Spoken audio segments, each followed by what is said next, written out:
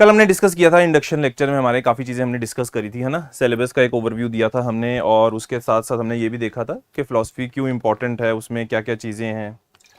आज उसी चीज़ को कवर करेंगे और थोड़ा सा सिलेबस का पार्ट भी स्टार्ट करेंगे, ठीक है।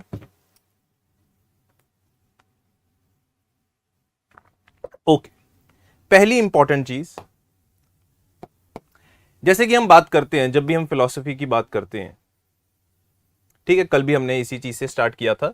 सबसे पहले तो हमें बेसिकली पता होना चाहिए कि फिलॉसफी का मतलब क्या है ना। बेसिक नोशन क्या है फिलॉसफी का। फिलॉसफी एक्चुअली में दो वर्ड से बना हुआ है, फिलोज एंड सोफिया। दो वर्ड का मिश्रण है फिलॉसफी, फिलोज एंड सोफिया। फिलोज का मतलब होता है लव एंड सोफिया का मतलब है नॉलेज। दो चीजें आती हैं, फिलो मतलब लव और सोफिया का मतलब क्या आता है, नॉलेज। तो इसका मतलब है कि कहीं ना कहीं जब हम फिलॉसफी की बात करते हैं तो इसका अगर हम एक लिटरल मीनिंग देखते हैं, that means it is the love for the knowledge. कि कहीं ना कहीं नॉलेज गेन करने का एक लव है, एक जुनून है, एक पैशन है, जिसकी वजह से ये जो philosophy as a branch of late से हमें देखने को मिलती है। अब जब हम फिलॉसफी की बात करते हैं, नॉलेज वर्ड को आप इसके साथ रिप्लेस कर सकते हो विजडम के साथ। जैसे कि हमने कल डिस्कस किया था कि जब हम फिलॉसफी की बात करते हैं, हमारा दो पेपर आ जाते हैं। एक तो आ जाता है हमारा पेपर 1 एंड पेपर 2। जब हम पेपर 1 की बात करते हैं तो पेपर 1 में हमारे पहले दो पार्ट्स जो हैं, पार्ट 1 एंड पार्ट 2 में western philosophy and Indian philosophy. और जब हम पेपर 2 की बात करते हैं तो हमारे पास आ जाता है socio political philosophy and philosophy of religion. अब जो ये socio political philosophy and philosophy of religion है, ये टोटल कंबाइंड जो टॉपिक्स हैं, अगर हम ओवरऑल सिलेबस की बात करते हैं तो ये ओवरऑल सिलेबस का सिर्फ 30% पार्ट है। बट बेशक पूरी इसकी वेटेज कितने मार्क्स की है, 250 मार्क्स की है। बट अगर हम वेस्टर्न फिलॉसफी और इंडियन फिलॉसफी की बात करते हैं, ये सिलेबस थोड़ा सा ज्यादा है as comparison to this socio political and philosophy of religion, but इसकी भी वेटेज कितनी है, 250 नंबर की है। और कहीं ना कहीं जब हम स्कोरेबिलिटी की बात करते हैं दोनों पेपर्स की, कहीं ना कहीं एक जो एडेड एडवांटेज रहता है वो पेपर 1 का रहता है। ये ज्यादातर क्या होता है, ज्यादा स्कोरिंग है। क्यों? थिंकर्स हैं हमारे पास, थिंकर्स की एक थ्योरी है, उसी के आसपास कुछ क्वेश्चंस आएंगे और उसी के आसपास हमें आंसर्स लिखने हैं। ना ही बिल्कुल बच्चों वाले आंसर लिखने हैं और ना ही हमें कोई टॉप क्लास कोई पीएचडी स्कॉलर वाले लिखने हैं। हमें उतना ही ज्ञान प्राप्त करना है इस सब्जेक्ट के लिए जो कि हमें एक पेपर में क्लैरिटी ला सके और हमारे एक अच्छे मार्क्स ला सके, relatively good marks as compared to other optionals। तो उसके लिए बड़ा इंपॉर्टेंट है कि जब भी हम ये वेस्टर्न फिलॉसफी और आज इंडियन मान लीजिए स्टार्ट करते हैं और इंडियन फिलॉसफी आगे करेंगे, आपका कंसेप्ट क्लियर होना चाहिए। आपकी कंसेप्ट में कोई प्रॉब्लम नहीं होनी चाहिए। कहीं अगर आपके कंसेप्ट में प्रॉब्लम आ गई तो हो सकता है कि आपको ना थोड़ा सा मिस होना शुरू हो जाए। तो बड़ी बेसिक चीज क्या है कि अपने कंसेप्ट को पकड़ के चलो, और पहली क्लास ही आपका कंसेप्ट बनाने में बहुत मदद करेगी। पहली क्लास इसी से आपके कंसेप्ट का नोशन बनना स्टार्ट हो जाएगा। अगर हम बात करेंगे, आज डिस्कस भी करेंगे काफी नोशंस फिलॉसफी के, और यहां से आपके काफी कंसेप्ट बिल्ड होने शुरू हो जाएंगे। तो ये जो दोनों हैं हमारे कंसेप्ट भी हैं। एक बार कंसेप्ट समझ में आ गया तो हमें पता है यार, हमें टॉपिक तो समझ में आ चुका है। मान लो आपने नोट्स बना लिए, हमने क्लास के अंदर लिख लिया वेस्टर्न फिलॉसफी का, इंडियन फिलॉसफी का, उसके बाद यार रट लो चीजें। रट सकते हैं end of the day, 3 bar revise कर लिया, 4 बार रिवाइज कर लिया, 5 बार रिवाइज कर लिया, 6 बार रिवाइज कर लिया, एंड में चीजें रट लो, तो उसमें कोई प्रॉब्लम नहीं हो सकती है। तो इसी तरीके की थिंकिंग को लेके चलोगे तो फिलॉसफी के अंदर काफी अच्छा स्कोप है आपके परफॉर्मेंस का। हाँ, अगर हम टॉपिक से भटकेंगे, इधर उधर जाएंगे, जो चीजें काम की भी नहीं है उसको भी पढ़ने की कोशिश करेंगे, तो हमारे लिए एक प्रॉब्लम क्रिएट हो सकती है। लिमिट करो उतना ही जितना हमें इस एग्जामिनेशन के लिए रिक्वायरमेंट है। उसके बियॉन्ड अगर हम जाते हैं तो हमें कहीं ना कहीं प्रॉब्लम देखने को मिलेगी। जैसे कि हमने कल भी डिस्कस किया था कि जब हम सोशो पॉलिटिकल फिलॉसफी की बात करते हैं, ये तो सारे आपके वही टॉपिक्स हैं जो वैसे तो जीएस के टॉपिक्स हैं। सॉवरेनिटी क्या है, वुमेन इंपावरमेंट क्या है, डेवलपमेंट एंड सोशल प्रोग्रेस क्या है, क्राइम एंड पनिशमेंट क्या है, फिर हमारा आ जाता है कास्ट डिस्क्रिमिनेशन आ जाता है, गांधी जी एंड अंबेडकर आ जाता है। अगर हम मॉडर्न हिस्ट्री पढ़ते हैं तो एक बहुत बड़ी डिबेट होती है गांधी जी और अंबेडकर के बीच में। शायद आपने सुना होगा पूना पैक्ट ऑफ 1932, है ना। वो सारी डिबेट वहीं से शुरू हुई थी कास्ट डिस्क्रिमिनेशन को लेके। तो वो सारी चीजें हम इसके अंदर उस पॉइंट ऑफ व्यू से नहीं देखेंगे, हिस्ट्री के पॉइंट ऑफ व्यू से, बट हम देखेंगे कि गांधी जी क्यों सपोर्ट करते थे कास्ट सिस्टम को और अंबेडकर जी क्यों कास्ट सिस्टम को खत्म करना चाहते थे। आपकी क्या राय है? लेट्स से अगर मैं आज आपसे पूछता हूं कि गांधी जी कास्ट सिस्टम के फेवर में क्यों थे और अंबेडकर जी कास्ट सिस्टम को क्यों तोड़ना चाहते थे? गांधी जी वरना सिस्टम को तो वो करते थे कि सारे एक एक उसमें जाएंगे तो वर्क में जाएंगे तो उनका एक्सपर्टीज होगा उस फील्ड में। हाँ, तो कंपटीशन उससे खत्म हो जाएगा और कंपटीशन खत्म होगा कि मतलब उस फील्ड में खत्म हो जाएगा सर। उन फील्ड में एक्सपर्टीज हो जाएंगे। अगर जॉब चेंज करेंगे तो फिर कोई उसमें कम होगा ज़्यादा हो जाएगा, और एक ही फील्ड में चलते रहेंगे तो उसमें हाँ हाँ डेवलपमेंट ज़्यादा होता रहेगा। हाँ जी मैडम, कुछ राय? सर गांधी जी इसलिए सपोर्ट करते थे क्योंकि वो डिवाइड नहीं चाहते थे किसी भी टाइप का। हाँ और वो मतलब एज अ मतलब पर्सनल लाइफ में भी वो मतलब हायर कास्ट से बिलोंग करते थे, तो उन्होंने इतनी हार्श रियलिटीज नहीं देखी थी जितनी B.R. अम्बेडकर जी ने मतलब फेस की थी। तो इसलिए वो बिल्कुल अपोज करते थे कास्ट सिस्टम को, क्योंकि वो वहाँ से ही आए थे और मतलब लो कास्ट से बिलोंग करते थे, तो उन्होंने देखा है कि पर्सनली उसको फील किया है। ओके, जब हम गांधी जी की बात करते हैं, आप भी ठीक हो, काफी हद तक आप भी ठीक हो, मान लीजिए हम गांधी जी की बात करते हैं। गांधी जी वर्ण सिस्टम में बिलीव करते थे। ये आप जब एएमसी पढ़ोगे ना, एंशिएंट मेडिवल कल्चर, वहां पे ये टॉपिक कवर होता है कि पहले क्या होता था, अगर किसी का वर्ण, जो उसका ऑक्यूपेशन होता था वो उसका वर्ण डिसाइड करता था। भाई ब्राह्मण का काम अलग है, क्षत्रियो का काम अलग है, वैश्य का काम अलग है, शूद्रस का काम अलग था। बट धीरे धीरे वो सिस्टम इतना रिजिड हो गया कि वहां से लोगों की मोबिलिटी नहीं हो सकती थी। मान लो जो कोई प्रोफेशन चेंज कर लेता तो उसकी वर्ण चेंज हो सकता था, बट वो सिस्टम इतना ज्यादा रिजिड बन गया कि वो बन गया स्ट्रिक्ट कास्ट सिस्टम। अब ये जो डिसाइड होता लग गया, आपके बाय बर्थ होना शुरू हो गया। अब आपको पता ही होगा इंडिया के अंदर अगर हम कास्ट सिस्टम की बात करते हैं, वो कैसे डिटरमाइन होती है? तुम्हारे बर्थ के थ्रू। अब कहीं ना कहीं अंबेडकर जी जो थे, he was from a lower caste, so as a result उनको पहले से ही ना बहुत सारी सोशल डिसेबिलिटीज उनके ऊपर इंपोज की गई थी। कुएं से पानी नहीं भरने देना, काफी ज्यादा एजुकेशन में प्रॉब्लम करना, तो ये सारी बहुत ज्यादा उन्होंने डिस्क्रिमिनेशन फेस करी थी, जो कि लेट से लोअर कास्ट को फेस करनी पड़ती थी। इसकी वजह से उन्होंने ना इन सिस्टम को रिफॉर्म करने की बड़ी कोशिश करी, बहुत कोशिश करी कि यार कास्ट सिस्टम को रिफॉर्म किया जाए, आखिर थे तो हिंदू ही। बट उनके कोई भी एफर्ट्स कुछ भी फ्रूटफुल रिजल्ट्स नहीं लेके आ सके। तो एंड में उन्होंने सोचा यार ये कास्ट सिस्टम ही क्या कर देना चाहिए, इसको खत्म कर देना चाहिए। From there we get the idea of annihilation of caste system. Gandhi ji पर इस चीज में बिलीव नहीं करते थे। गांधी जी एक्चुअली बिलीव तो वर्ण सिस्टम में करते थे, जो धीरे धीरे करके आपका क्या बन गया था? Cast system. गांधी जी कहते थे अगर हर बंदा अपने अपने ऑक्यूपेशन में लगा रहेगा तो एक दूसरे के कंपटीशन में नहीं आएगा। मान लीजिए एक ब्राह्मण का काम अलग है, जो मंत्र मंत्र पढ़ने, क्षत्रिय का काम है वॉरियर क्लास है, मान लीजिए वैश्य क्लास है, बिजनेस क्लास है, तो सारे अपने अपने काम कर रहे हैं, कोई किसी के काम में इंटरफेयर नहीं करेगा अगर स्ट्रिक्ट वर्ण सिस्टम होगा। अगर स्ट्रिक्ट वर्ण सिस्टम होगा, कोई किसी के बीच में इंटरफेयर नहीं करेगा, तो एक चीज है कि किसी की जॉब नहीं जाएगी, कट थ्रोट कंपटीशन नहीं आएगा। बात समझ रहे हो? कट थ्रोट कंपटीशन क्या होता है? जब मान लीजिए कि सारे के सारे इसी क्लास में आना शुरू कर दें कि हम तो ब्राह्मण का काम ही करेंगे सारे के सारे, अगर क्या वर्ण सिस्टम के अंदर, कास्ट सिस्टम के अंदर क्या होगी? मोबिलिटी होगी। तो गांधी जी कहते थे ये सिस्टम बना के रखो, ये सिस्टम को तोड़ना नहीं चाहिए।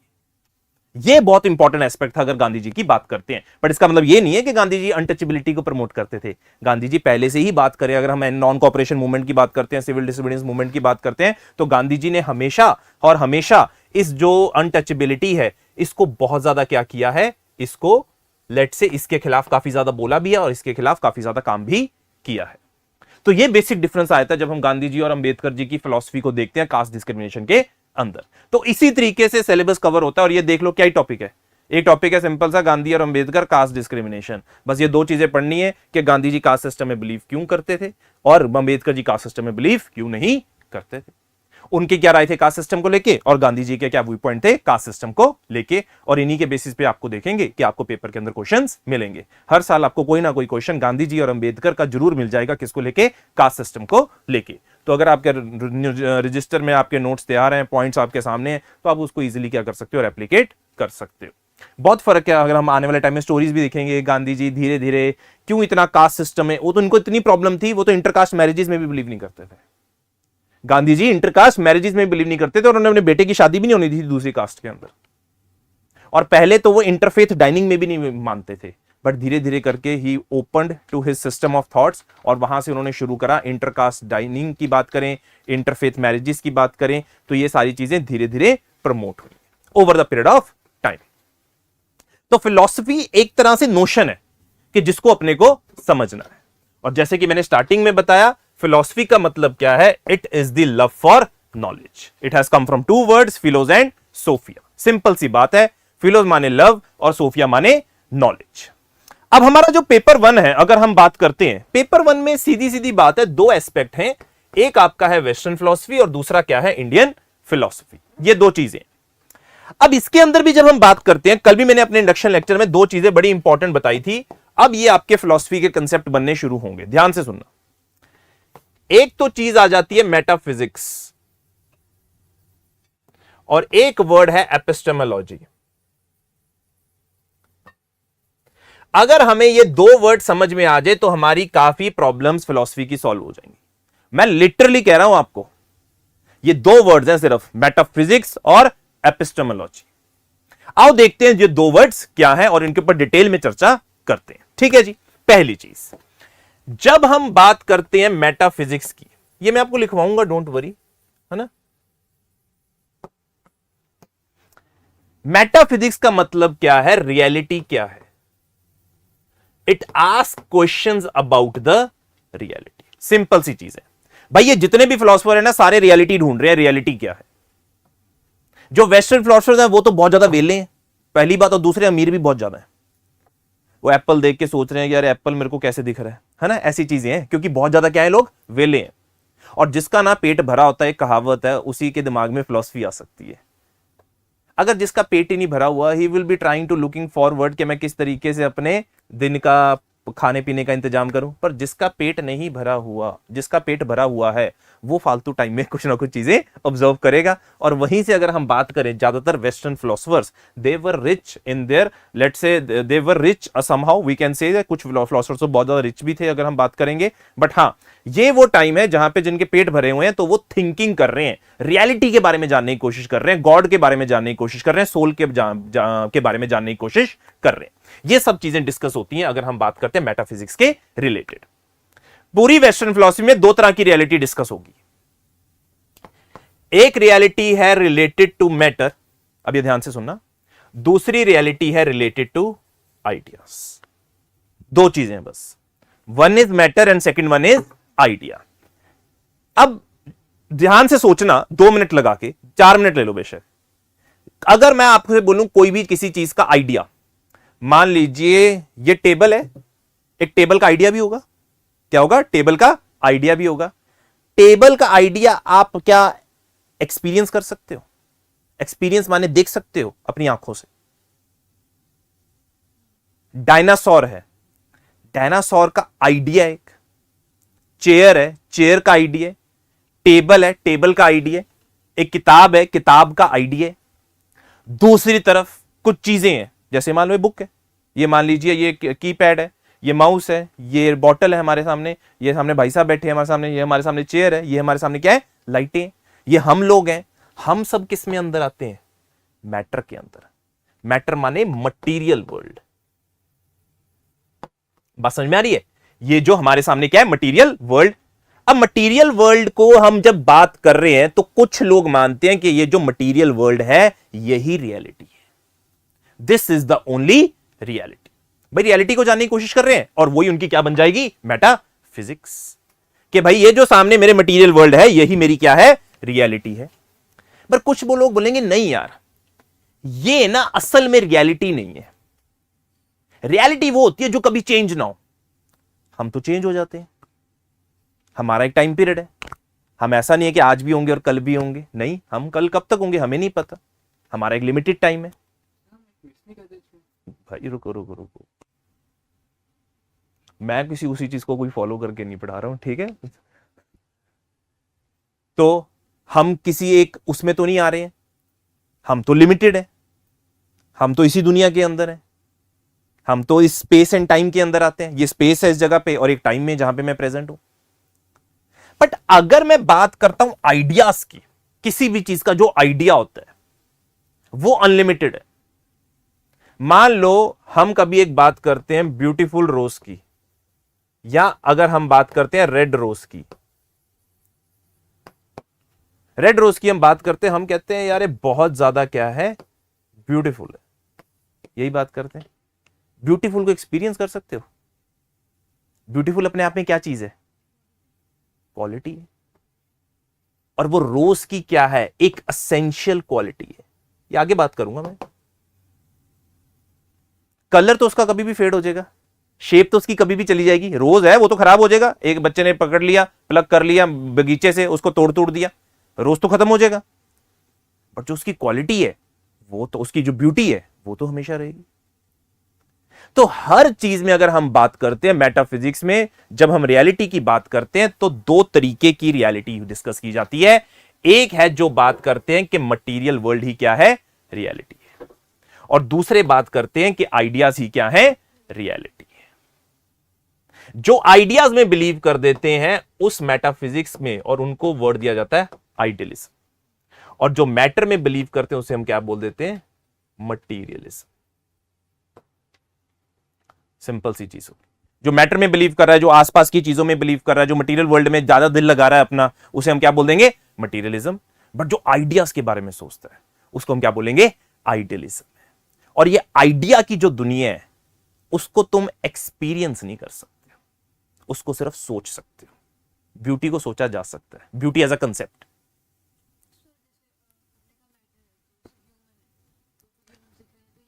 मैटर हुआ, श्री राम जैसा होना चाहिए, तो आइडिया हो, आइडिया हुआ, वो कभी आइडियलिज्म है। बिल्कुल सही बात है।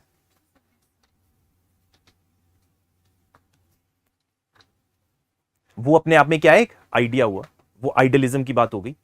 जैसे मान लो आपने ना कुछ मूवी देखी होगी कभी, मान लो कि ऐसी मूवीज आती है जहां पे दुनिया खत्म होने वाली है, ऐसी बहुत सारी मूवीज हैं जहां पे दुनिया खत्म हो गई है, फिर एंड में ना वो एक ऐसे एंजल्स दिखाएंगे, ठीक है, एंड में एंजल्स अपीयर हो रहे हैं, है ना, beautiful angels, Adam and Eve का कंसेप्ट लगा लो।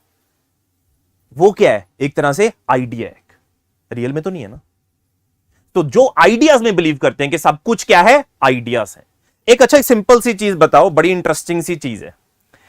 जब, एक बात बताओ, एक रॉकेट है, आप बोलोगे मैटर है। अब तुम्हारे सामने क्वेश्चन है, पहले रॉकेट आया कि रॉकेट बनाने का आइडिया आया होगा? क्या पहले आया होगा, आइडिया पे। तो यहां पे एक मैटर है और दूसरे सामने क्या है, आइडिया है। तो बात होगी, डिफरेंशिएट हो गया कि पहले मैटर है क्या पहले आइडिया है। बात समझ में आ रही है? तो आइडिया क्या होगा, अगर रॉकेट बनाने का आइडिया, किसी ने पहले एक्सपीरियंस किया होगा रॉकेट को? पहले तो उसने सोचा होगा ना कि मैं ऐसा कुछ चीज बनाऊंगा, उसमें इतनी एस्केप वेलोसिटी डालूंगा, वो इतनी एस्केप वेलोसिटी से जाएगा तो वो बाहर एस्केप कर सकता है।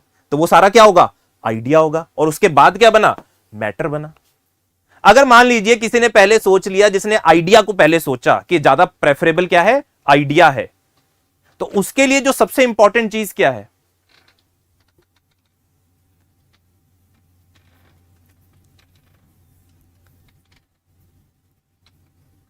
यहां पे भी बैठ सकते हो, एक चेहरा आप इस तरफ आ सकते हो। तो उसके लिए ज्यादा इंपॉर्टेंट चीज क्या होगी, मान लीजिए एक चीज है कि रॉकेट बनाने का आइडिया पहले आया, उसके बाद क्या बना होगा, रॉकेट बना होगा। तो मैं इससे एक चीज कह सकता हूं कि ज्यादा जो चीज रियल है, जो ज्यादा रियल है, वो तो आइडिया ही हुआ। सबसे पहले क्या चीज आई, आइडिया ही आया। तो सबसे ज्यादा रियल क्या चीज हुई, आइडिया ही हुआ। तो मैं एक चीज बोल सकता हूं, और वो जो आइडिया है मैंने सोचा ही है, कह सकता हूं मैं, real is rational and rational is real. Simple सी चीज है। रियल क्या, जो चीज मैंने सोची है। ये जो मटेरियल वर्ल्ड है, रॉकेट तो खत्म हो जाएगा, रॉकेट तो ऊपर तुम उड़ाते हो हवा के अंदर, वो तो बेचारा तहस नहस हो जाता है, उसके कुछ पार्ट्स टूट टूट जाते हैं। बट असल में जो चीज रहती है वो क्या रहती है, आइडिया रहता है। आइडिया ही क्या है, रियल है, जो यहां पे बताने की कोशिश की गई है।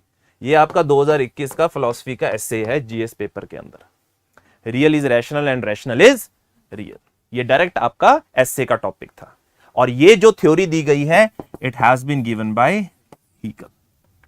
Real is rational and rational is real, और ये हमारे सिलेबस का पार्ट है, दैट इज हीगल का।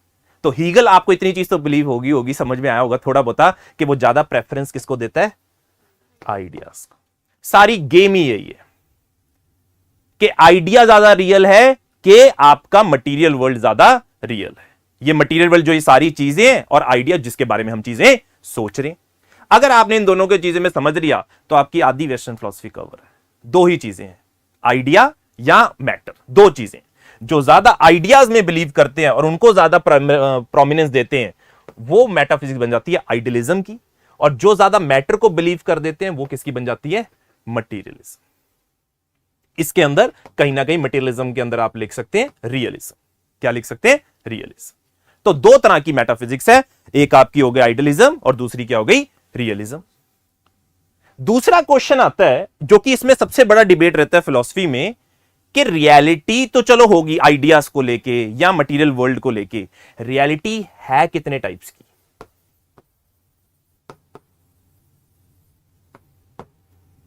ये एक फिलॉसफिकल क्वेश्चन हमेशा से रहता है और ये भी हमारी फिलॉसफी के अंदर कंटिन्यूड रहता है। रियलिटी एक है, दो है, तीन है, या दो चार है, या पांच है, या ग्रेटर देन टू है। अगर हम बोल देते हैं रियलिटी सिर्फ एक है, वो बन जाता है मोनोइज्म। जहां पे रियलिटी दो बन जाती है उसे हम बोलते हैं डुअलिज्म, और जहां पे रियलिटी दो से ज्यादा है उसे हम बोल देते हैं प्लूरलिज्म। पूरी गेम यही चलती है। मेटाफिजिक्स में ज्यादा रियलिटी क्या है, मैटर है या आइडिया है, और उसके अंदर भी रियलिटी कितने तरह की है। एक तरह की मोनोइज्म बन गया, दो तरह का डुअलिज्म बन गया, और दो से ज्यादा क्या बन गया, आपका प्लूरलिज्म। सारी गेम ही इसके आसपास क्या हो रही है, रिवॉल्व हो रही है। And this is your first branch of philosophy which we call it as metaphysics. Someone gives more preference to matter, जैसे कि मान लो चारवाक थे, इंडियन फिलोसोफर थे। चारवाक एक इंडियन फिलॉसफी है और आपका पहला पार्ट भी है इंडियन फिलॉसफी का। इसको ऐसे लिखते हैं, चारवाक। इसका मतलब क्या है कि जो मीठा बोलते थे, स्वीट, उधर से नाम पड़ गया ये चारवाक। और इनका एक ही पर्पस होता था, ईट, च्यू एंड मैरी। अगर तुम इसका हिंदी और पंजाबी का मतलब निकालोगे ऐसा लगेगा खाओ पियो ऐश करो। यही मतलब है इनका। खाओ पियो ऐश करने वाला कौन आदमी कहेगा, जो मन मौजी आदमी होगा।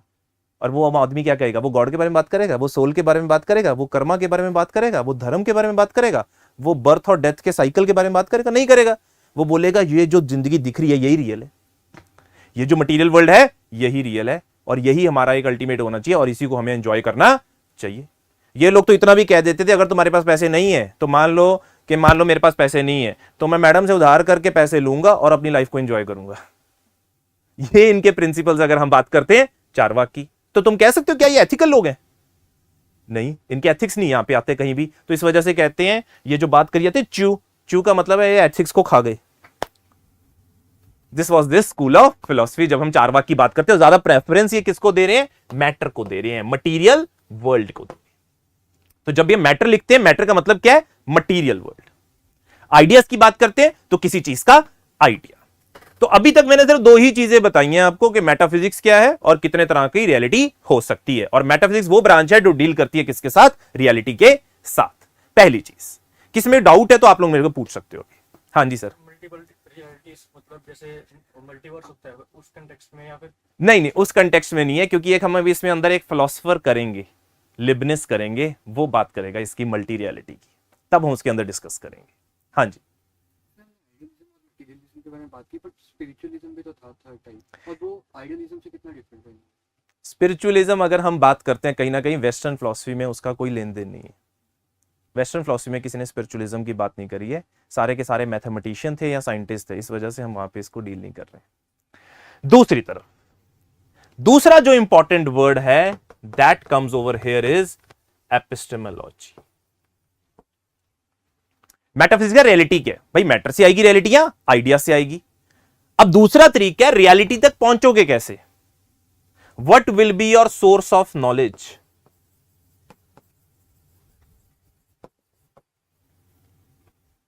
तुम नॉलेज तक कैसे पहुंचोगे, what will be your source of knowledge. मान लीजिए जब हम बात करते हैं इस मटीरियल वर्ल्ड की, अगर तुम्हें मटीरियल वर्ल्ड को जानना है तो अपनी आंखों से जानोगे, सीधी सी बात है। किससे जानोगे, अपनी आंखों से देखोगे और चीज को जानोगे। तो तुम क्या कर रहे हो, एक्सपीरियंस कर रहे हो चीजों को. What you are trying to do, you are trying to experience the material world.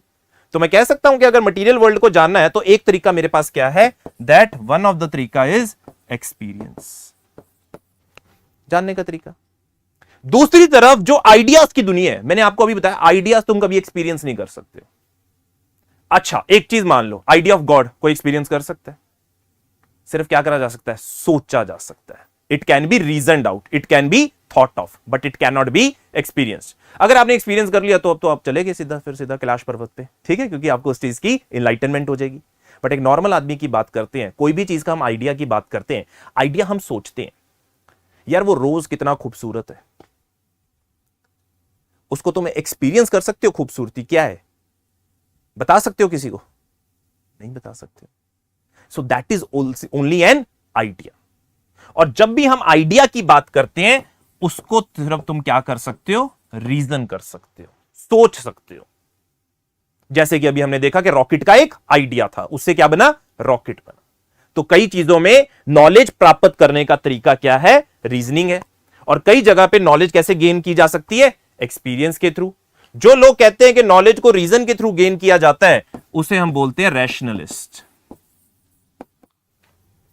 और जो कहते हैं एक्सपीरियंस से गेन की जाती है उसे हम क्या बोलते हैं, एम्पिरिसिस्ट. ऑब्वियस सी बात है, उसको तुम सोच ही नहीं, मतलब एक्सपीरियंस कर ही नहीं सकते हो. ज्यादातर अगर आइडिया की बात आएगी वो क्या आएगा, आपका सोचा ही जा सकता है. तो ध्यान से देखो, यहां पे हमने बात करी है आइडियाज की. आइडियाज के लिए क्या हो गया, रीजनिंग. और मटेरियल वर्ल्ड के क्या हो गया, एक्सपीरियंस. नॉलेज को पाने का तरीका क्या हो गया, या तो रीजन हो गया या क्या हो गया, एक्सपीरियंस. जो रीजन से जानना चाहते हैं उन्हें हम क्या बोलते हैं, रैशनलिस्ट. जो एक्सपीरियंस की बात करते हैं उन्हें हम क्या बोलते हैं, एम्पिरिसिस्ट. आपका आधा सिलेबस ही वेस्टर्न फिलॉसफी का ये. टेक एन एग्जांपल, प्लेटो, वो अभी बताऊंगा क्या करेगा. Aristotle, rationalist, empiricist. Kant, bringing a solution between rationalist and empiricist. दोनों को कंसाइल कर देगा, दोनों चीजें चाहिए, रैशनलिज्म और एम्पिरिसिज्म. एरिस्टोटल एम्पिरिसिज्म, और प्लेटो कहीं ना कहीं ज्यादा प्रेफरेंस किसको दे रहा है, रीजन को दे रहा है. तो पूरी गेम किसके ऊपर है कि नॉलेज को गेन कैसे करोगे, रीजन से करोगे या एक्सपीरियंस से करोगे. बट इसी चीज की पूरी आपकी एक कश्मोकश चल रही है इस पूरी फिलॉसफी के अंदर. और कांट कहीं ना कहीं आके आपकी काफी प्रॉब्लम्स को सॉल्व कर देगा. सबसे बड़ा फिलॉसफर है और ये तुम्हारे सिलेबस का 30 to 35% सिलेबस है, ये पहले कांट तक. पर बातें यही करनी है सबने, सबकी बातें क्या है, यही है. प्लेटो ने क्या बोला, किसको लेके, मेटाफिजिक्स को लेके, और नॉलेज को पाने का तरीका क्या है. एरिस्टोटल नॉलेज किसमें मानता है और उसको पाने का तरीका क्या है. अब मैं तुमसे एक सिंपल सा क्वेश्चन पूछता हूं, मेरे ख्याल से काफी आंसर कर देंगे.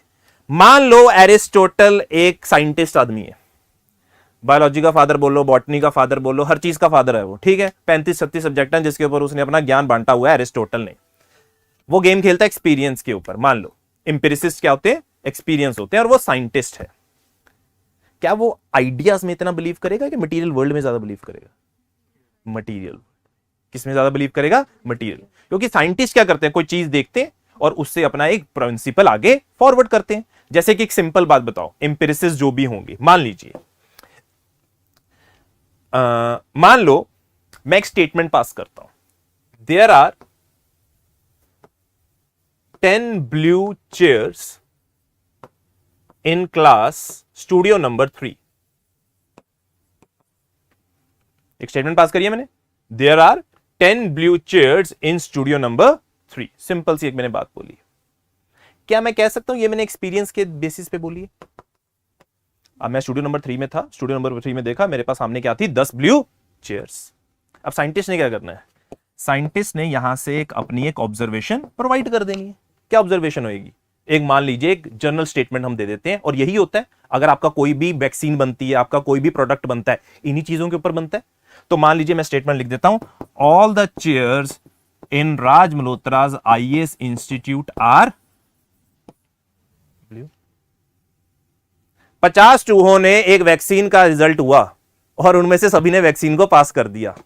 तो वो ह्यूमंस के ऊपर क्या हो जाएगी, लेट्स से इंप्लीमेंट हो जाएगी. या रैट्स के पहले ऊपर एक्सपेरिमेंट होगा, रैट्स के बाद कुछ ह्यूमंस के ऊपर होगा, और वो पूरी ह्यूमन रेस के ऊपर इंप्लीमेंट कर दिया जाएगा. तो एम्पिरिसिस्ट क्या करते हैं, पहले चीजों को एक्सपीरियंस करते हैं, फिर उसके बाद अपनी क्या देते हैं, ऑब्जर्वेशन देते हैं। बात समझ में आ रही है?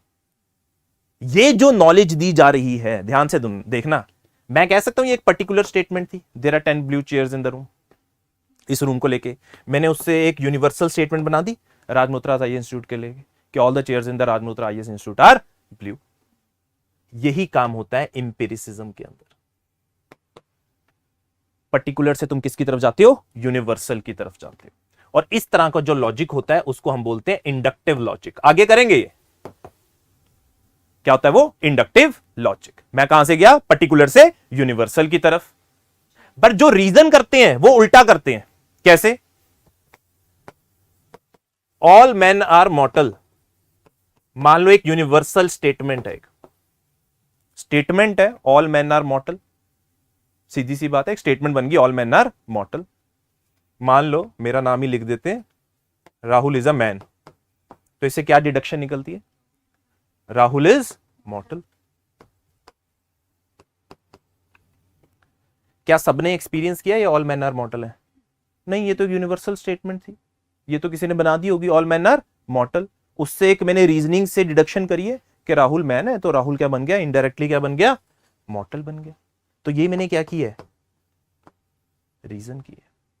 विदाउट एक्सपीरियंस तो रीजन नहीं कर सकते हैं, सब कर सकते हैं, अभी बताऊंगा कैसे कर सकते हैं।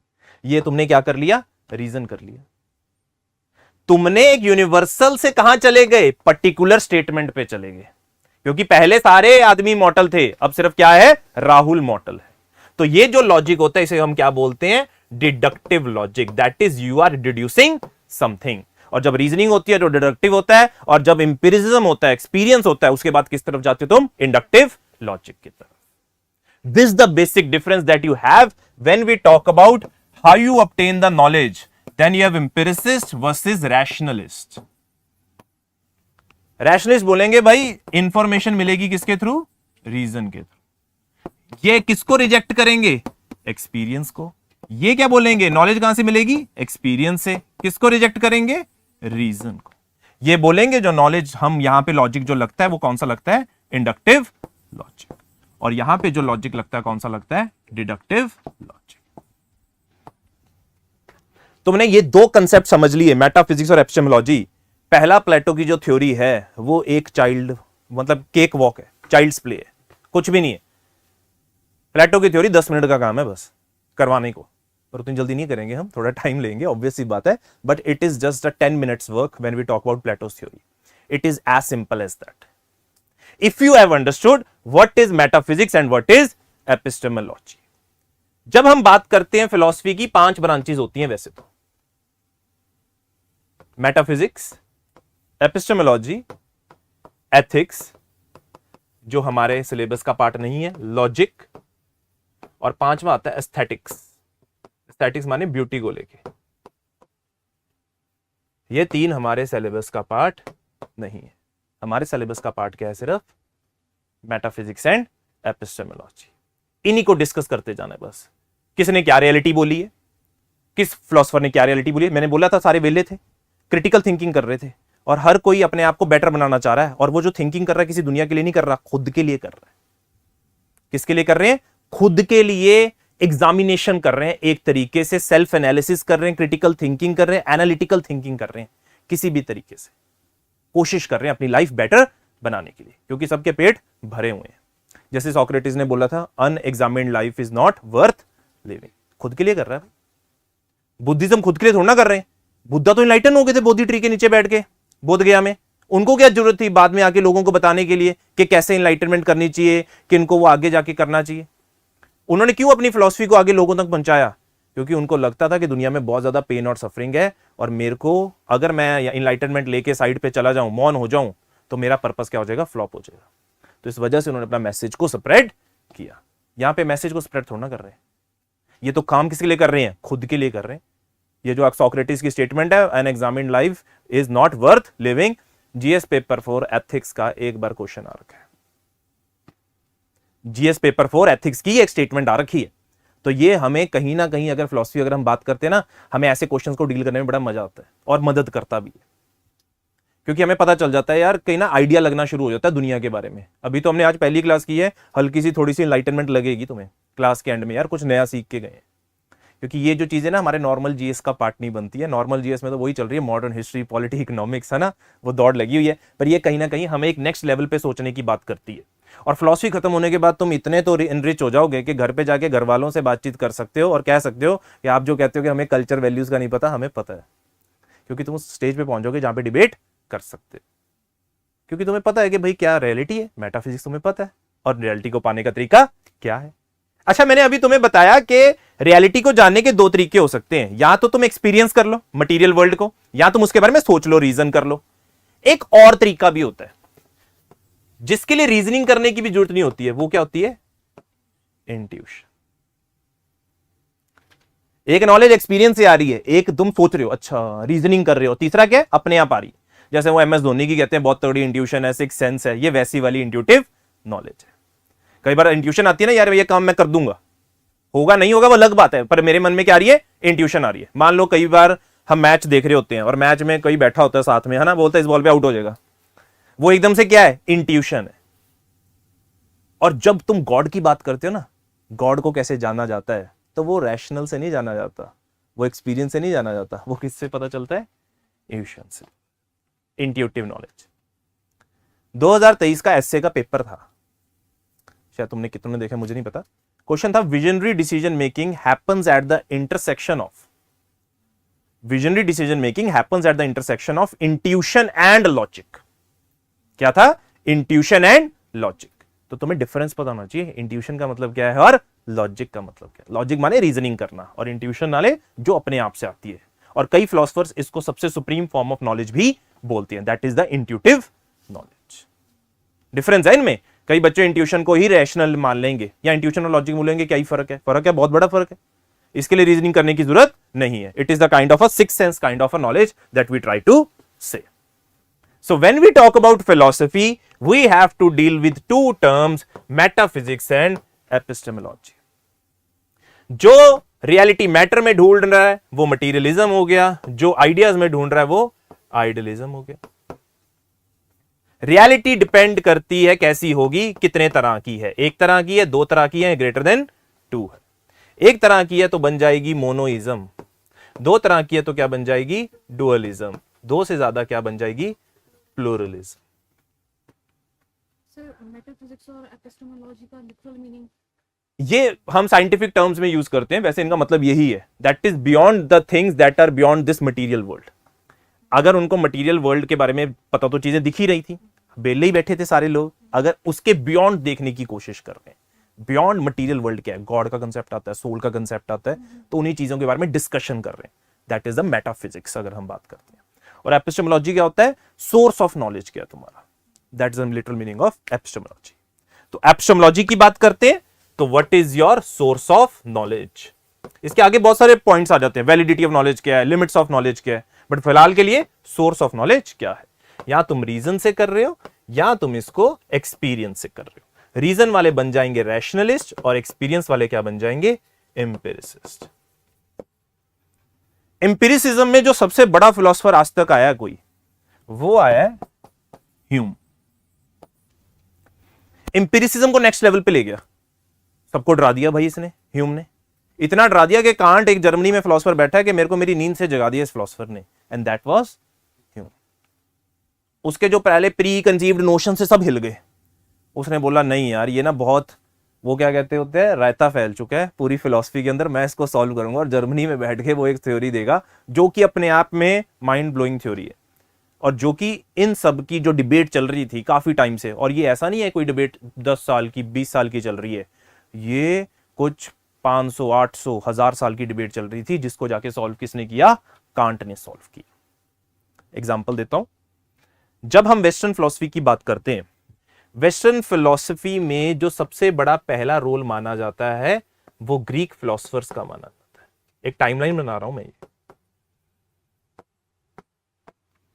किसका माना जाता है? ग्रीक फिलोसफर्स का। ग्रीक माने आप एथेंस सिटी की बात कर सकते हो, है ना। आपने काफी मूवीज में भी देखा होगा, मैंने अभी रिसेंटली मॉडर्न हिस्ट्री क्लास में एग्जांपल दिया था ट्रॉय मूवी का, वो भी एक तरह से ग्रीक किंगडम की ही बातचीत थी। अब अगर हम ग्रीक फिलॉसफी की बात करते हैं तो ग्रीक फिलॉसफी को 3 हिस्सों में डिवाइड किया जाता है। ये स्टार्टिंग है वेस्टर्न फिलॉसफी की। Pre Socrates, Socrates and after Socrates, that is Plato and Aristotle. इनको हम बेसिकली बोलते हैं एंशियंट वेस्टर्न फिलॉसफी।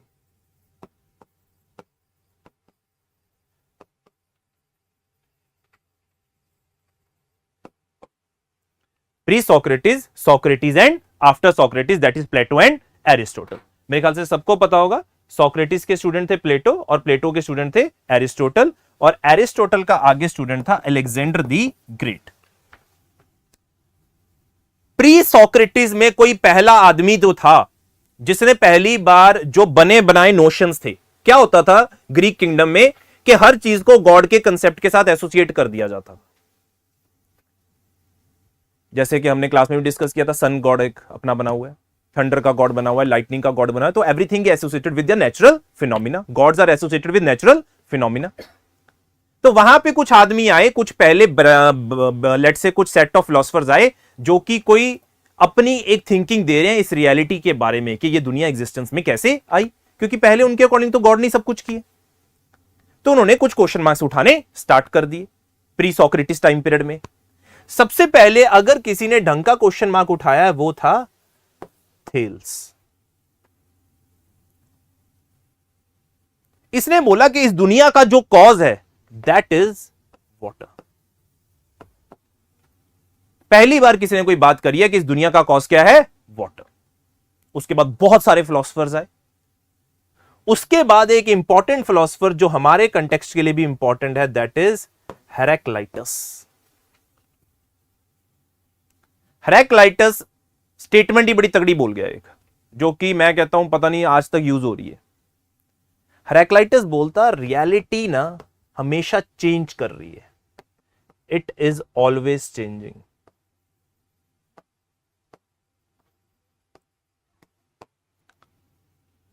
हर मोमेंट में रियलिटी क्या कर रही है, चेंज कर रही है।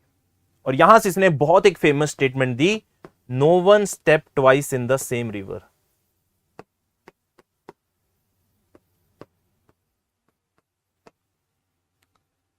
क्योंकि अगर रिवर में फिर से जाओगे तो वेव चेंज हो जाएगी। इसका मतलब कहने की कोशिश क्या कर रहा है, रियलिटी क्या कर रही है, चेंज कर रही है। Every time it is changing at every moment of time. और अगर हम जब बुद्धिज्म पढ़ेंगे, बुद्धिज्म में बुद्धा ने भी यही बोला, every moment the reality is change. Buddhism का कंसेप्ट है, इसको तुम ट्रांसलेट कर सकते हो एज क्षणिकवाद। क्षण क्षण में क्या बदल रही है, रियलिटी चेंज हो रही है। और जब हम वेस्टर्न फिलोसफी के आंसर लिखते हैं, अगर आप साइड बाय साइड रेफरेंस बना पाते हो इंडियन फिलोसफी का, तो बहुत अच्छे मार्क्स आपको मिल जाते हैं। तो पता चल जाता है कि आपकी क्लैरिटी बहुत अच्छी। ठीक है, तो रियलिटी क्या कर रही है, चेंज कर रही है, हर मोमेंट के अंदर चेंज कर रही है। इसका बड़ा ना क्लासिक एग्जांपल है, अगर तुम किसी भी छोटे बच्चे की एक्टिविटी को मॉनिटर करते हो, उसके इमोशंस को मॉनिटर करते हो, उसकी फिजिकल मूवमेंट को मॉनिटर करते, तुम्हें लगता होगा यार एक एक मिनट में सब कुछ चेंज हो रहा है। मान लो कोई छोटा बच्चा है किसी का, वो एकदम से नीचे गिर गया, रोने लग गया, उसको आपने वहां पे कोई राइम चला दी, कोकोमेलन सॉन्ग चला दिया है ना, the wheels on the bus वाला कुछ ऐसे चला दिया, वो एकदम से खुश होना शुरू हो जाएगा और हो सकता है डांस करना शुरू कर दे। तो सच्चाई क्या है, जो वो रो रहा था पहले वो सच्चाई है, या अब हंस रहा है कि ये सच्चाई है? मान लो तुमने वो गाना बंद कर दिया, वो फिर से क्या लग जाएगा, रोने लग जाएगा। तो रियलिटी क्या हो रही है, इट इज चेंजिंग। इसका मतलब क्या है, हम एक कांस्टेंट फ्लक्स में है, रियलिटी हमेशा चेंज हो रही है। ये बात कौन कह के गया, हेराक्लाइटस। ये हम रेफर क्यों करते हैं, क्योंकि प्लेटो का बहुत बड़ा इसने यहां से उठाया है हेराक्लाइटस को, that is reality is always change. Thales और हेराक्लाइटस के बीच में एक और आदमी आया था जिसका नाम था पाइथागोरस। आपने सुना होगा पाइथागोरस, बचपन से हमें यही चीज सिखाई जा रही है अगर हम मैथ्स की क्लास की बात करते हैं, A square plus B square equal to C square, काफी बार पढ़ी हमने। बट पाइथागोरस सिर्फ ये बात नहीं करके गया, सिर्फ एक इकलौता फिलोसफर है पाइथागोरस जिससे इंस्पिरेशन लेता है प्लेटो, जो के सोल के कंसेप्ट की बात करके गया। किसकी बात करके गए, सोल के, जो कि हमारी इंडियन फिलॉसफी से काफी मिलता जुलता पार्ट है। बाकी किसी ने इतनी कोशिश नहीं करी है। बाकी तो ऐसे लोग हैं आपके वेस्टर्न फिलॉसफी ने जिन्होंने माइंड को ही सोल बना दिया। किसको बना दिया? माइंड को ही सोल बना दिया। बट यहां पे पाइथागोरस ने पहली बार बात करी ट्रांसमाइग्रेशन ऑफ सोल की, जो कि हमारी जैनिज्म की बात कर लें या डिफरेंट फिलॉसफीज की बात कर लें, वहां पे यही बात चल रही है कि हमारी सोल एक फंसी हुई है, एक बर्थ और डेथ के रिसाइकल में फंसी हुई है। जब तक उसको सही नॉलेज नहीं मिलेगी, जब तक उसके कर्मा सारे पूरे नहीं होंगे, तब तक वो लिबरेट नहीं होगी। अदरवाइज वो इस बर्थ और डेथ के साइकिल में फंसते चले आएंगे। यही इंडियन फिलॉसफी है कि ये जो बर्थ और डेथ का साइकिल है, इससे मोक्ष प्राप्त करना, that is liberation.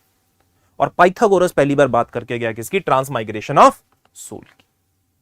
So Thales ने बात कर दी पानी सबसे बड़ा कॉज है। पाइथागोरस कह रहा है यार ट्रांसमाइग्रेशन ऑफ सोल की बातें करो। हेराक्लिटस कह रहा है रियलिटी हमेशा क्या कर रही है? चेंज कर रही है। इसके बाद ही हेराक्लिटस के बाद एक आदमी आता है पार्मेनिडीज। पार्मेनिडीज क्या बोलता है? पार्मेनिडीज बोलता है रियलिटी इज अनचेंजिंग। लो जी, इसने और ही खतरनाक बात बोल दी। इसने क्या बोल दिया? Reality is unchanging. अगर तुम इसकी बात सुन रहे हो, इसका मतलब क्या? रियलिटी चेंज नहीं कर रही। हेराक्लिटस कह रहा है रियलिटी चेंज कर रही है, और पार्मेनिडीज कहता है रियलिटी वही है जो चेंज नहीं कर रही है। बड़ी खतरनाक बात बोल रहे हैं। हेराक्लिटस कह रहा है रियलिटी चेंज कर रही है, पार्मेनिडीज कह रहा है जो रियलिटी होती है वो कभी चेंज नहीं करती है।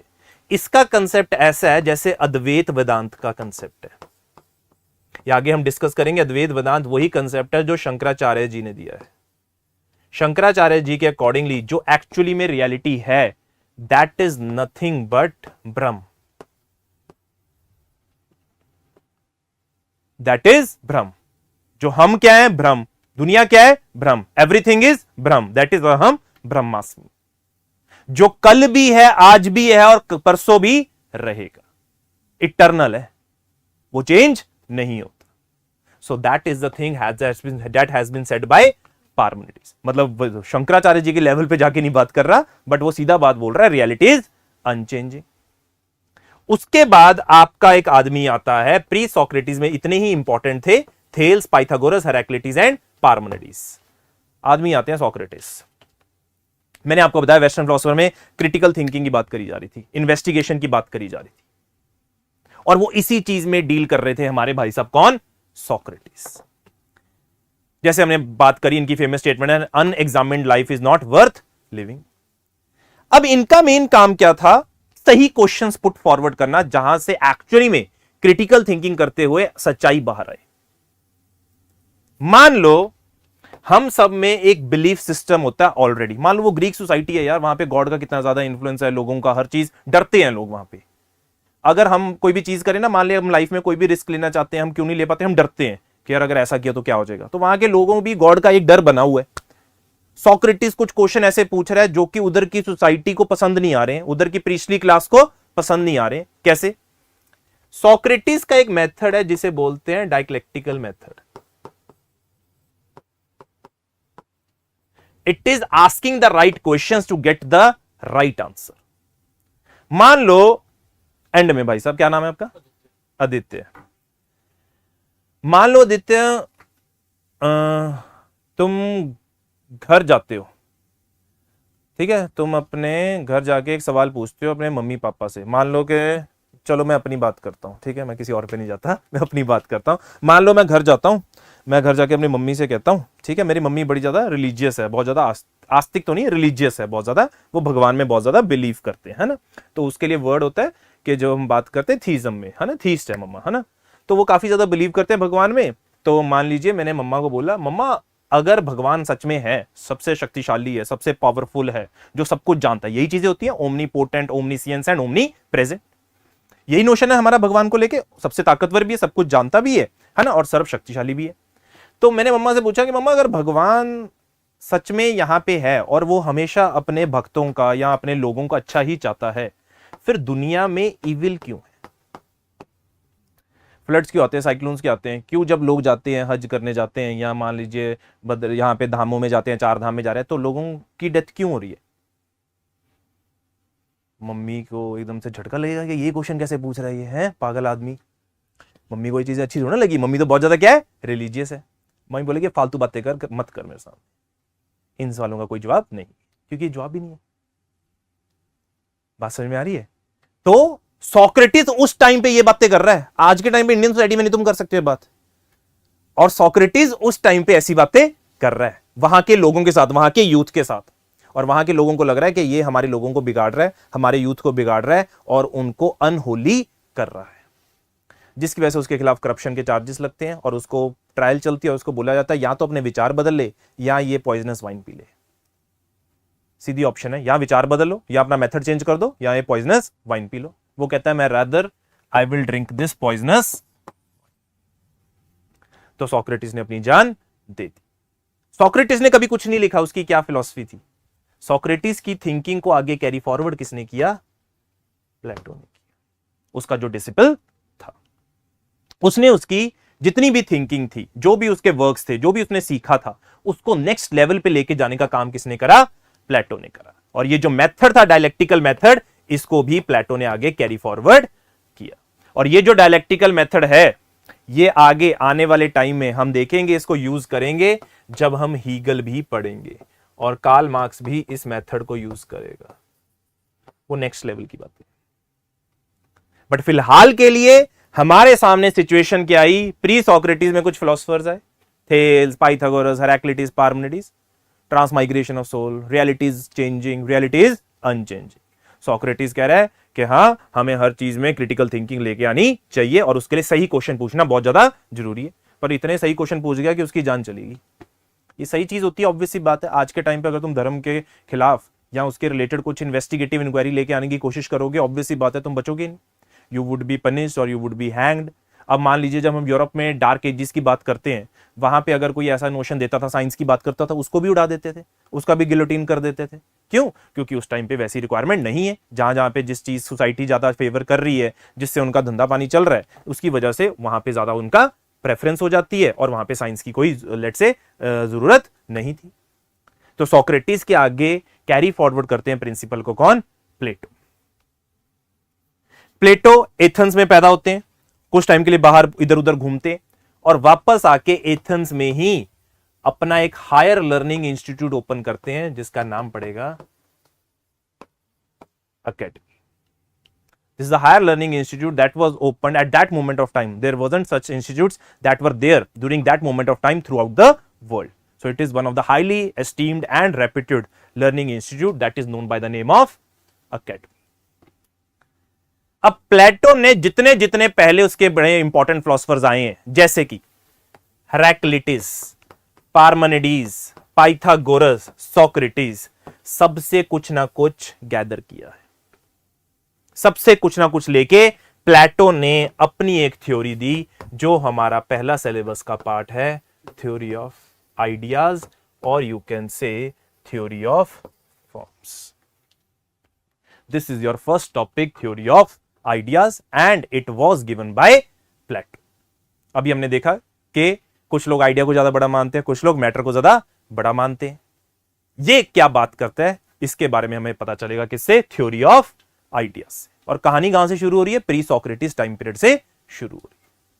और प्लेटो का जो टाइम पीरियड है, that is 5th century BC। तो कितनी पुरानी है इनकी फिलॉसफी? कुछ भी पुरानी नहीं है। 500 सदी की बात हो रही है, BC मान लो, 5th सेंचुरी की बात हो रही है। और हमारे वेदास कितने पुराने हैं? बात समझ में आ रही है? वेदास कितने पुराने हैं, हमारे उपनिषद कितने पुराने हैं। चारवाक का तो पता ही नहीं है कहां से है, और वेदास का भी कोई इतिहास नहीं है कि कब से आए हैं। कई तो ऐसा कहते हैं कि Vedas have been written by God, क्योंकि उसमें कहीं नहीं लिखा कि वेदास किसने लिखे हैं। ये कहीं से नहीं पता चलता, कोई भी टेक्स्ट उठा लो, ऋग्वेद, यजुर्वेद, जितने भी हैं ये, अथर्ववेद, है ना, सामवेद, कुछ नहीं पता कहां से ओरिजिन है इनका। सो दैट इज वाई कई लोग इनको इतना ज्यादा हाई मानते हैं कि जब से सिविलाइजेशन है, जब से हम हैं, तब से क्या है, ये वेदास है। बहुत बड़ी बात है वेदास को लेके। तो वेदास का टाइम पीरियड बहुत पीछे है। तो आप बोलोगे सर इंडियन फिलॉसफी तो बहुत पुरानी है, बहुत रिच है। हाँ है, बट उसके बाद इंडियन फिलॉसफी में काम नहीं हुआ। चारवाक, जैनिज्म, बुद्धिज्म, न्याय विशेषिक, सांख्य, योग, मीमांसा, वेदांता, आपका सिलेबस खत्म। बस एक फिलॉसफर उसके अलावा और पढ़ना है और बिंदु घोष, दैट्स इट। यार बीच में कितना टाइम पीरियड रह गया। और यूरोप के सारे आप पढ़ कौन से रहे हो अभी, इसके बाद प्लेटो एरिस्टोटल के बाद सारे आप कंटेम्प्रेरी पढ़ोगे और वेस्टर्न पढ़ोगे, मॉडर्न वाले, 16th century, 17th century, 18th century, 19th century, ऐसे 12-13 फिलोसफर्स आएंगे। हमारी फिलोसफी में काम ही नहीं हुआ अगर हम इंडियन फिलोसफी की बात करते हैं जितना वेस्टर्न फिलोसफी में काम हुआ। सो प्लेटो का अगर हम टाइम पीरियड बात करते हैं, it is related to 5th century BCE। और यहां पे इसने एक बहुत बड़ी थ्योरी दे दी, थ्योरी ऑफ आइडियाज। अभी तक किसी को डाउट है? फिर इसके बारे में थोड़ी सी डिस्कशन करते हैं थ्योरी ऑफ आइडियाज को लेके। आपका एक डाउट था पहले, इन डिडक्शन होता है किसी चीज से डिड्यूस करना, इंडक्टिव है कि मैंने एक ऑब्जर्वेशन करी, उससे मैं एक यूनिवर्सल स्टेटमेंट दे रहा हूं। मान लो इस रूम में मान लो कोई एक बच्चा होता जो बहुत ज्यादा क्लास का माहौल खराब कर रहा है, तो मैंने ऑब्जर्व कर लिया, मैं बाहर अपने कलीग के पास गया, मैंने एक स्टेटमेंट दे दी कि यार यहाँ के सारे बच्चे ऐसे ही हैं, माहौल खराब करते हैं। वैसे स्टेटमेंट मेरी तरफ से गलत होगी वो, बट वो यूनिवर्सल स्टेटमेंट होगी इस क्लास को लेके, तो वो इंडक्टिव लॉजिक है, वो एक्सपीरियंस से आई लॉजिक, वो मैंने एक्सपीरियंस से एक यूनिवर्सल स्टेटमेंट बना दी। और आपकी जितनी भी साइंस है वो सारी इसी के ऊपर बेस्ड। वैक्सीन बनती है, कोई दवाई बनती है, ह्यूमन ट्रायल होता है, आपको पता होगा कि लोग वॉलंटियर करते हैं, 50, 100, 150, 200 लोगों के ऊपर वो ट्रायल किया जाता है और उसके बाद सबके ऊपर इंप्लीमेंट कर दी जाती है। फिर बाद में खबर आती है कि जो जिन्होंने कोवैक्सीन लगाई थी उनके ब्लड क्लॉट बन सकता है। यही हुआ था अभी रिसेंटली, आपने देखा होगा कोवैक्सीन और कोविशील्ड को लेके यही चीजें चली थी कि भाई उन्होंने कुछ बंदों के ऊपर ट्रायल करी, 6 महीने के अंदर टाइम पीरियड नहीं था, रोल आउट कर दी वैक्सीन कि सबके लिए सेफ है। भाई वो यूनिवर्सल होगी ना चीज, दैट इज यूनिवर्सल प्रोग्राम चला दिया उन्होंने। बट क्या सभी लोग उसको बर्दाश्त कर सकते हैं? We not know. कईयों के ऊपर साइड इफेक्ट भी होगा, भाई हुआ भी है लोगों के ऊपर। मेरे को काफी लोग पता है जिन्होंने वैक्सीनें लगाई थी और उसके बाद उनके बीपी वगैरह शूट होने लग गए, डायबिटिक हो गए, वो एकदम से काफी ज्यादा प्रॉब्लम्स भी आनी शुरू हो गई, बिकॉज यू नेवर नो के what went inside your system. हो सकता है कि भाई आने वाले टाइम में इनको लगे पॉपुलेशन बढ़ रही है, कुछ दबाओ स्विच सबको उड़ा दो, हो सकता है भाई पॉपुलेशन बढ़ भी रही है। एक चीज और, अभी रिसेंटली ना मैं ना कहीं कुछ ऐसी एनालिसिस पढ़ रहा था कहीं से, एक तो मेरे फोन में ना बड़ी सारी ऐप्स हैं, मेरे को ऐसी फालतू की इन्फॉर्मेशन भी आती है, अच्छी इन्फॉर्मेशन भी आती है। तो एक मेरे को एक वो आती है नोटिफिकेशन कि एक अमेरिका में एक कंपनी है जो कि बिलियनियर्स के साथ डील करती है, बिलियनियर्स की बॉडीज को प्रिजर्व कर रही है उनके मरने के बाद, पता नहीं क्या क्या कर रहे हैं वो। और वो कह रहे हैं कि जब मान लीजिए साइंस में इतनी तरक्की कर दी कि उनके सेल्स जो वीक होते हैं उनको हम फिर से वो कर दें, उनको हम फिर से जिंदा कर देंगे, they would make that people alive. तो लोग अपने क्या कर रहे हैं, अपने आप को प्रिजर्व कर रहे हैं। कब करेंगे? और उसके लिए बोलते पैसा कैसे, एक ट्रस्ट फंड बना दिया है जो हर साल इतने पैसे देता रहेगा उनको। तो ये सारे बिलियनियर्स आज के टाइम पे एक ही चीज के ऊपर लगे हुए हैं, कैसे अपने आप को यंग रख सके, कैसे अपने आप को मॉर्टल रख सके। समझ रहे हो? हमेशा के लिए रहे हम इटर्नल, वो रियलिटी को बदलने की कोशिश कर रहे हैं, फिलॉसफी के नोशंस को चैलेंज कर रहे हैं, जबकि रियलिटी हम सब क्या है, चेंजिंग है। कॉन्सेप्ट हो गया मम्मी कॉन्सेप्ट, मम्मीफिकेशन। हाँ वो भी आप कह सकते हो। हम तो यार 2 सालों में चेंज हो जाते हैं। मान लो 2 साल पहले जो एजिलिटी थी, 2 साल बाद अब एजिलिटी नहीं है। मान लो सीधी सी बात है, तुम्हें अभी फील नहीं होगा, जब तुम 30 एक बार क्रॉस करो, ठीक है, तुम्हें ये फीलिंग आने वाली है रियलिटी में। जो 20 से 30 का सफर है और 30 के बाद का सफर है, नो मर्जी तुम जितना मर्जी फिट रह लो, बट वो जो चेंज आना है वो आना ही है। तो हम तो चेंज हो रहे हैं हर मूवमेंट के ऊपर। अच्छा एक बात बताओ, हमारी बॉडी में एटम्स हैं, इलेक्ट्रॉन्स हैं, मूव कर रहे हैं, हर मूवमेंट में चेंज कर रहे हैं। हम किस चीज के बने? एटम्स के बने। एटम्स के अंदर क्या इलेक्ट्रॉन्स हैं, और इलेक्ट्रॉन्स क्या कर रहे हैं? मूव कर रहे हैं। हर चीज क्या है? चेंज हो रही है। तो रियलिटी क्या? Always changing. तो प्लेटो ने बात करी थ्योरी ऑफ आइडियाज की। यहां तक क्लैरिटी है सबको? मेटाफिजिक्स क्या और एपिस्टेमोलॉजी क्या है? तो अपने इंडियन फिलोसफी में काम क्यों नहीं हुआ? आइडियाज नहीं आए? आइडियाज तो आए होंगे ऑब्वियसली, तो वो किस कॉन्टेक्स्ट? इंडियन फिलोसफी की जब हम बात करते हैं वहां पे इस चीज के ऊपर ज्यादा फोकस नहीं है। हाँ मेटाफिजिक्स की बात करेंगे, वो एपिस्टेमोलॉजी की भी बात करेंगे, बट वहां पे ज्यादा फोकस है हमारा जीने का तरीका कैसा होना चाहिए। It is associated with way of life. मान लो एक सिंपल सी एग्जांपल देता हूं जैनिज्म की। मेटाफिजिक्स में बात होती है, हमने बात करा कि 2 तरीके के ऊपर बात हो सकती है, रियलिटी मैटर है या आइडियाज है, या रियलिटी कितने तरह की है, एक रियलिटी है या 2 रियलिटी है।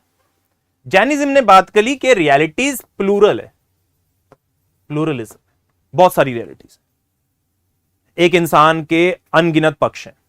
मान लो कि मैंने आपको जानना है, या इस बैच में जितने भी बच्चे हैं इन्होंने आपको जानना है। क्या आपको जान सकते हैं? कभी भी कभी नहीं जान सकते।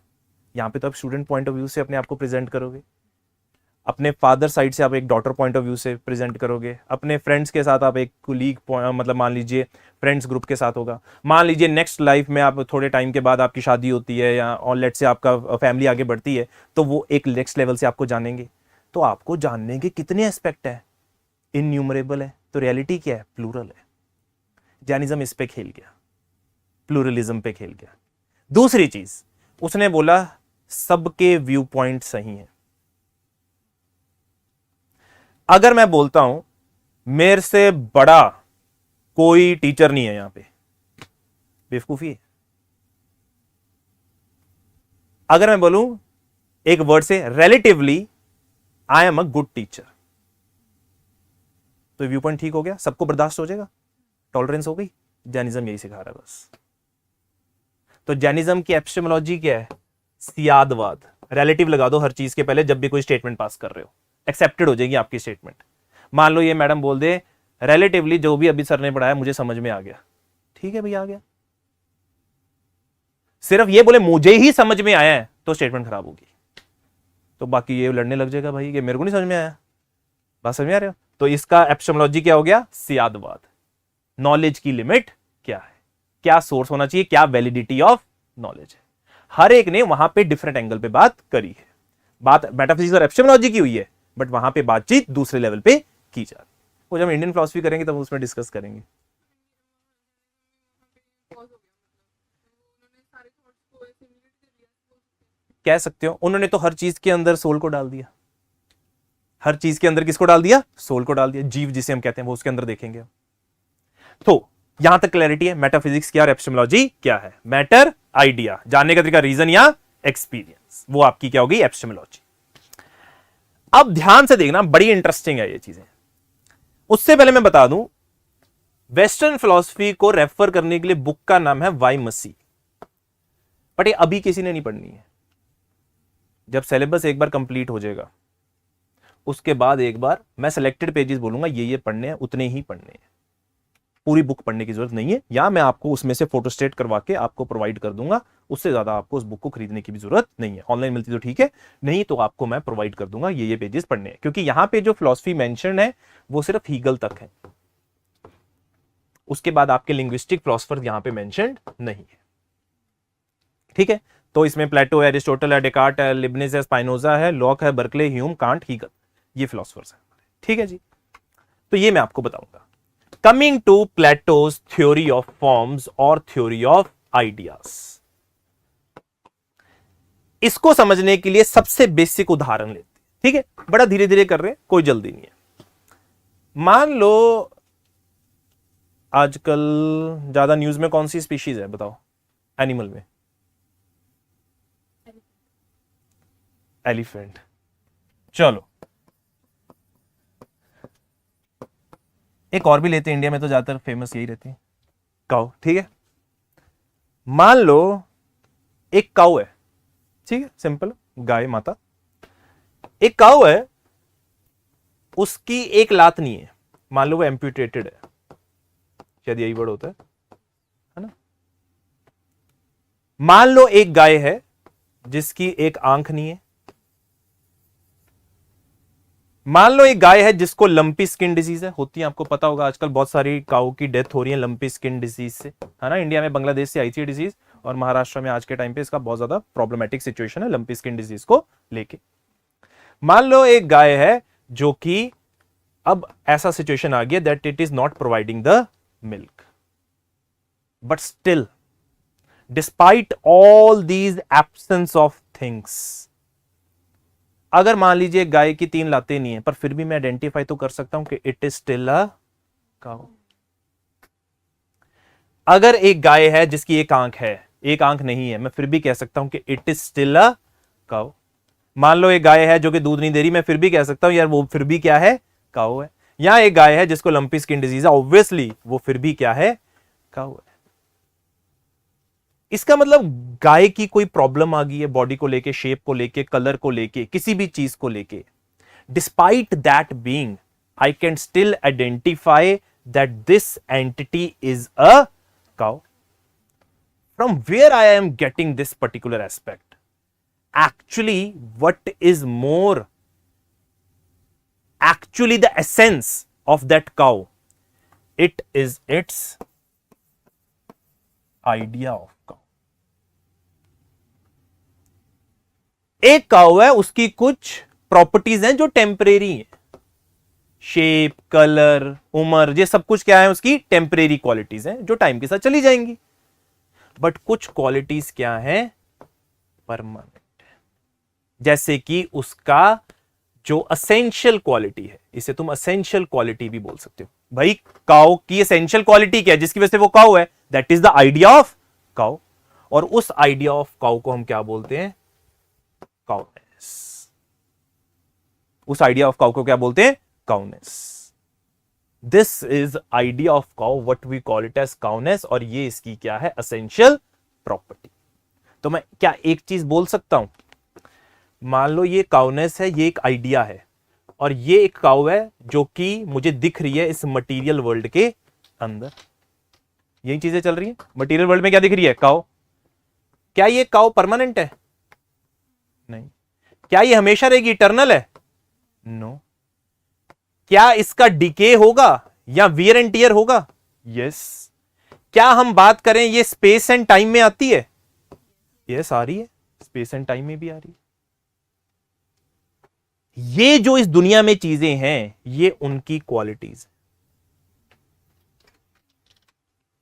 इनको आप किसी भी चीज से रिलेट करो, आपको यही क्वालिटीज देखने को मिलेंगी. आप मेरी उदाहरण ले लो, अपनी उदाहरण ले लो, ये सारी क्वालिटीज आपके अंदर मिलेंगी. ना ही हम परमानेंट हैं, ना ही हम इटर्नल हैं. हम स्पेस एंड टाइम के अंदर आते हैं. हम एक लिमिटेड एंटिटीज हैं सारे के सारे, और हम डिके भी होंगे और हमारा वियर एंड टियर भी होगा. मान लो ऐसे 1000 साल बाद क्या आइडिया ऑफ काउ खत्म हो जाएगा या काउनेस का आइडिया?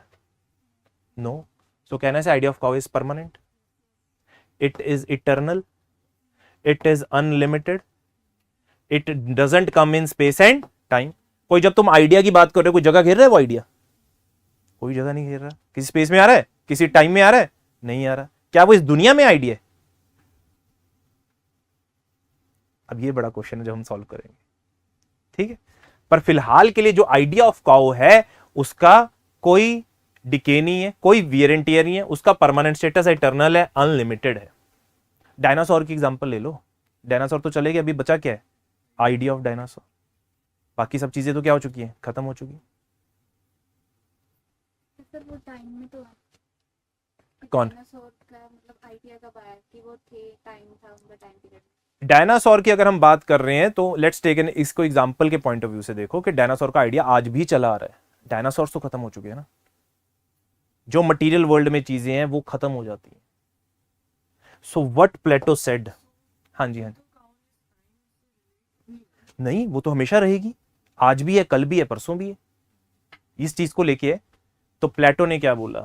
कहते दो तरह की वर्ल्ड है. एक है मटेरियल वर्ल्ड और दूसरी है ट्रांसीडेंटल वर्ल्ड.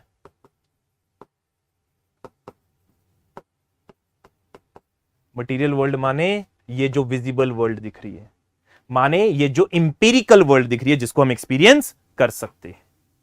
जो ट्रांसीडेंटल वर्ल्ड है, this is world of ideas. सारे आइडियाज एक दुनिया में है और वो दुनिया इस मटेरियल वर्ल्ड से अलग है. वो इस दुनिया के अंदर नहीं है. That is being said by Plato. Take for an example, just for the sake of understanding, this is your material world and this is your transcendental. दो वर्ल्ड्स अलग हैं. इसकी एक सिंपल सी एक एग्जांपल लेते हैं. मान लो कि हमने बात करी कि काउनेस है और उसका आइडिया, उसकी नीचे हमें काउ वाली चीजें देखने को मिलती हैं. यही चीज चल रही है. काउनेस का आइडिया है ट्रांसीडेंटल वर्ल्ड में और नीचे हमारे पास क्या है? काउ है. कहां पे? मटेरियल वर्ल्ड में. मान लो एक रेड का कंसेप्ट है या रेडनेस का आइडिया है. हो सकता है. तो आपको मटेरियल वर्ल्ड में रेड रोज दिखते हैं, रेड कलर दिखता है। आपको काफी चीजें क्या देखने को मिलती है? रेड देखने को मिलती है। प्लेटो कह रहा है ये जो ट्रांसीडेंटल वर्ल्ड है, ये जो वर्ल्ड ऑफ आइडियाज है, ये ज्यादा क्या है? रियल है। और ये जो वर्ल्ड ऑफ एक्सपीरियंस है, ये क्या है? लेस रियल है। गेम तो रियलिटी की खेलनी थी उसने, मेटाफिजिक्स क्या है, तो उसकी मेटाफिजिक्स में ज्यादा प्रेफरेंस किसको है? ट्रांसीडेंटल वर्ल्ड को है, जो वर्ल्ड चेंज नहीं हो रही है, जो क्या है? परमानेंट है, जो स्पेस एंड टाइम में नहीं आती, जो क्या है? इटर्नल है। ध्यान से सोचो, ये वही चीज है जो क्या बोल के गया था? पार्मेनिडीज बोल के गया था, that reality is unchanging. Change नहीं कर रही reality, reality is not changing. दूसरी चीज याद करो, एक हेराक्लाइटस बोल के गया था जो रियलिटी हमेशा चेंज कर रही है। वो कौन सी दुनिया है? मटीरियल वर्ल्ड की दुनिया। तो इन्होंने दोनों वर्ल्ड को एक साथ लेके, हेराक्लाइटस और पार्मेनिडीज के कंसेप्ट को लेके दो दुनिया बना दी। एक दुनिया जो हेराक्लाइटस के अकॉर्डिंगली चेंज कर रही है, वो हमारे सामने ये विजिबल वर्ल्ड है, और एक दुनिया है ट्रांसीडेंटल वर्ल्ड। कहां है हमें नहीं पता, ना प्लेटो ने एक्सप्लेन किया, ऊपर है, नीचे है, कहां है, इस यूनिवर्स में कहां पे है, कुछ एक्सप्लेन नहीं किया, पर उसने बोला वो एक ट्रांसीडेंटल वर्ल्ड है जहां पे सिर्फ क्या एग्जिस्ट करता है? आइडियाज एग्जिस्ट करते हैं। किसी भी चीज का तुम यहां पे चीज ले लो, मान लो ये टेबल है, तो टेबल का आइडिया क्या है? टेबलनेस। ये मान लो बॉटल है, तो बॉटल का आइडिया क्या है? बॉटलनेस। मान लो ये कोई भी लाइट है, इसका आइडिया क्या है? लाइटनेस। ये सारे के सारे आइडियाज कहां पे हैं? These all ideas are in this perfect world which is the world of ideas, और इन दिस ट्रांसीडेंटल वर्ल्ड।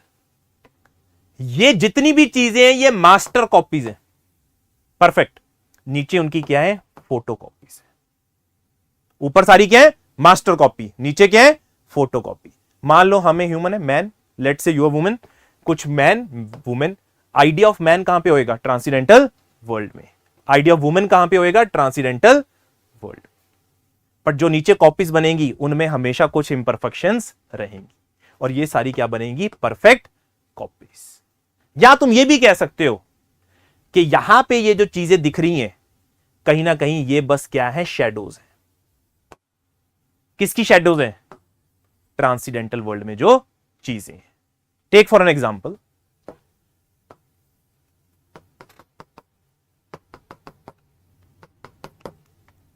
रात का टाइम है, एक नदी है, ऊपर मून है। मून की रिफ्लेक्शन कहां दिखेगी? पानी में। बट एक्चुअल में मून कहां पे है? ऊपर। Same is thing is being said by Plato कि एक्चुअल रियलिटी कौन सी है? Transcendental world. और नीचे जो सारी चीजें क्या है? That is material world. वो रियल नहीं है, क्योंकि उसके अकॉर्डिंगली रियलिटी क्या है? जो चेंज नहीं कर रही। और ट्रांसीडेंटल वर्ल्ड को सोचना है तो क्या एक्सपीरियंस से सोचा जा सकता है? नहीं। Idea of man, idea of women, beauty, idea of beauty, idea of redness, cowness, कैसे एक्सपीरियंस करते हो? नहीं। It is always reasoned out, that is you think about that. So कहीं ना कहीं यहां पे उसने ज्यादा फोकस किसको दिया है? रैशनल थॉट्स को। टाइम ट्रेवल का कॉन्सेप्ट है, तो वो इसमें कहीं फिट होता है? नहीं, टाइम ट्रेवल तो हम कैसे फिट करेंगे यहाँ पे? मतलब फिलॉसफी का कुछ कि जो चीज हो गई है वो पास्ट में पड़ा है, कुछ मतलब वो एग्जिस्ट कर रही है कहीं ना कहीं। अगर तुम टाइम ट्रेवल की बात फॉर्म में। कर रहे हो तो वो मैं फिट कर सकता हूं मैट्रिक्स मूवी के थ्रू, पर वो जो चीज चल रही है वो कहीं ना कहीं एक तरह से रियलिटी नहीं है। मैं इसकी एग्जांपल तुम्हें एंड में देता हूं, अभी मैट्रिक्स मूवी को बताते हुए। प्लेटो ने बोला दो तरीके की दुनिया, ट्रांसीडेंटल वर्ल्ड और मटेरियल वर्ल्ड। मटेरियल वर्ल्ड में जो भी चीजें हैं सब लेस रियल है, कुछ भी रियलिटी इसमें नहीं है, सब धोखाधड़ी है। क्यों? क्योंकि सब कुछ वियर एंड टियर हो जाता है। मान लो ये रेड कलर है, इस बॉटल का रेड कलर भी उतर जाएगा, ये बॉटल कुछ टाइम बाद खराब भी हो जाएगी, डस्टबिन में जाएगी, फूस जाएगी, पता नहीं क्या होएगा, डीकंपोज होके खत्म। तो उसके अकॉर्डिंगली रियलिटी ये नहीं है। रियलिटी वो है जो हमेशा रहे, और वो इस दुनिया में नहीं रह सकती है, क्योंकि इस दुनिया में चीजें क्या है? डिके कर जाती। जो चीजें डिके नहीं करती वो कहां नहीं करती? ट्रांसीडेंटल वर्ल्ड में। और वो वर्ल्ड कहां पे है? It is world of ideas. ध्यान से देखो, प्लेटो का ये जो कंसेप्ट है ना, एक मटीरियल वर्ल्ड, एक transcendental world, later on Christianity को बहुत ज्यादा इन्फ्लुएंस कर गया, क्योंकि क्रिश्चियनिटी में जो एडम एंड ईव का कंसेप्ट आया है, आपका जो परफेक्ट वर्ल्ड का कंसेप्ट आया, हेवन का कंसेप्ट आया है, वो हेवन क्या एक तरह से तुम सोच सकते हो ट्रांसीडेंटल वर्ल्ड है, यहाँ पे ब्यूटीफुल एंजल्स सब कुछ। एक मूवी थी, शायद मेरे को काफी टाइम हो गया पहले देखी थी, नोइंग मूवी थी, पता नहीं कितनों ने देखी होगी। वहां पे एंड में सीन होता है कि सब कुछ खत्म हो गया, तो कुछ यहां से कुछ उठा के बच्चे ना स्पेसशिप से उठा के एक नेक्स्ट किसी प्लेनेट या यूनिवर्स में बसा दिए, तो वहां पे सब कुछ इतना सुंदर है। वो दिखाने की कोशिश करी थी कि नई दुनिया सजा दी गई है जो कि क्या है, परफेक्ट है। हम जिस दुनिया में है वो इम्परफेक्ट है, वो प्लेटो कहना चाह रहा है। तो प्लेटो दो चीजों में बीच में ले आया, एक तो हेराक्लाइटस की स्टेटमेंट को भी ले आया कि दुनिया चेंज करिए, मटेरियल वर्ल्ड दिखा गया, दूसरी तरफ दिखा गया कि रियलिटी कभी चेंज नहीं करिए, ट्रांसीडेंटल वर्ल्ड। उसने ये नहीं बोला कि ये वाली वर्ल्ड एग्जिस्ट नहीं करती है, करती है बट वो कम रियल है। ज्यादा रियल क्या है, ट्रांसीडेंटल वर्ल्ड। उसने ये कभी नहीं बोला कि ये रियलिटी नहीं है, रियलिटी है बट कम रियल है। ज्यादा रियल क्या है, ट्रांसीडेंटल वर्ल्ड। हाँ जी मैम।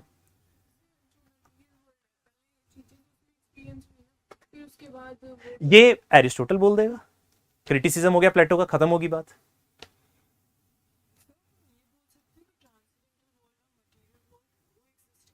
ये एरिस्टोटल बोल रहे हैं, यही तुम प्लेटो की थ्योरी लिखोगे जब आइडियाज की, तो कोई भी आंसर लिखोगे प्लेटो का, मान लीजिए क्वेश्चन आ गया पेपर में, critically discuss Plato theory of ideas, तुमने पहले बता दिया, प्लेटो की इंट्रोडक्शन दे दी, थ्योरी ऑफ आइडिया डिस्कस कर दिया, फिर क्रिटिसिज्म लिखो। क्योंकि एरिस्टोटल तो बिलीव कर रहा है एम्पिरिसिज्म में, वो बोलेगा अगर मैन है तभी तो आइडिया ऑफ मैन है, अगर टेबल है तभी तो क्या है, आइडिया ऑफ टेबल है। तो वो को एग्जिस्ट करा गया, बात खत्म हो गई, प्लेटो की थ्योरी आपने क्रिटिसाइज कर दी। तो यही फिलॉसफी में चलता रहेगा, कोई फिलॉसफर आएगा उसको देखने में अच्छा लगेगा, आधे घंटे बाद वो बोर होना शुरू हो जाएंगे हम, क्यों, क्योंकि वो बातें जायज नहीं लगेंगी, फिर उसका क्रिटिसिज्म कर लेंगे आगे। जैसे कि इलॉन मस्क का एक आइडिया है टू ट्रैवल, मतलब कि आगे जाते जाते even people are paying for that and stuff कि स्पेसशिप से हम मून पे ट्रैवल करेंगे, आना जाना ऐसे करेंगे। So we can say that his idea is the transcendental world, and जब वो होएगा वो चीज, दैट इज रियल वर्ल्ड।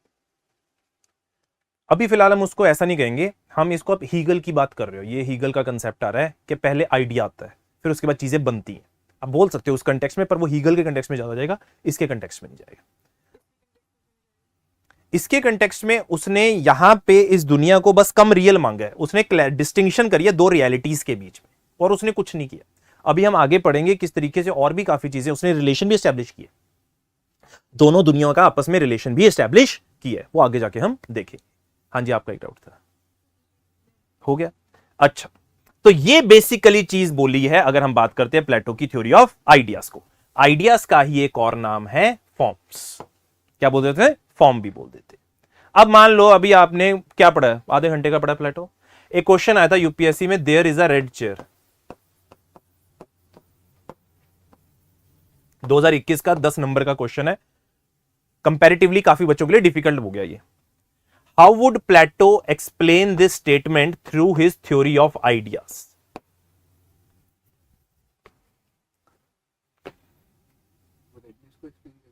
वो बताएगा रेड कलर खत्म हो सकता है, वियर एंड टियर होएगा, एक टाइम के बाद चला जाएगा मटेरियल वर्ल्ड के अंदर। रेडनेस का आइडिया हमेशा रहेगा।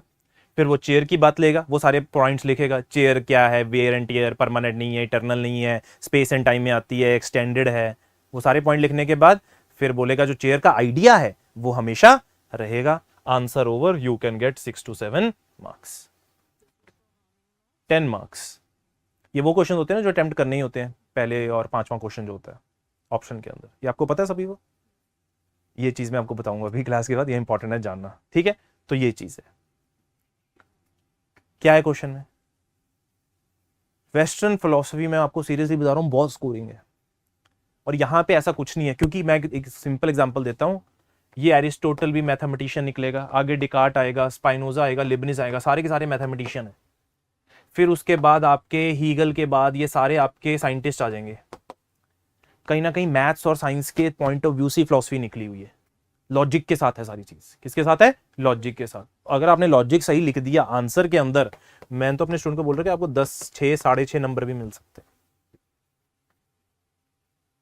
7 नंबर भी मिल सकते हैं, अगर आपने आंसर के पंजाबी में ना वट कड्डे हुए ने है ना, तो अगर आपको नंबर मिल सकते हैं अगर आपने ये चीज को फॉलो किया, बट फॉलो करना बहुत जरूरी।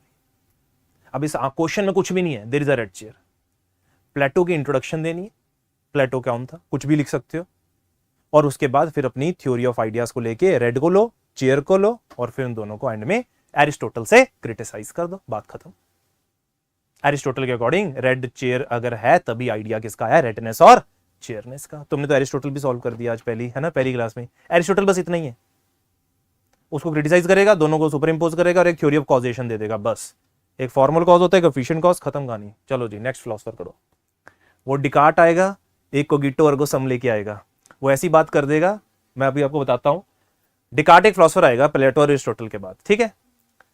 डिकार्ट की फुल फॉर्म पहले स्पेलिंग बताता हूं, उसको ऐसे मत समझना ना, DEAY, डिकार्ट ऐसे लिखा जाता है, ठीक है। कई बंदे इसका टैटू कराते हैं हाथों पे, टी शर्ट्स भी पहनते हैं,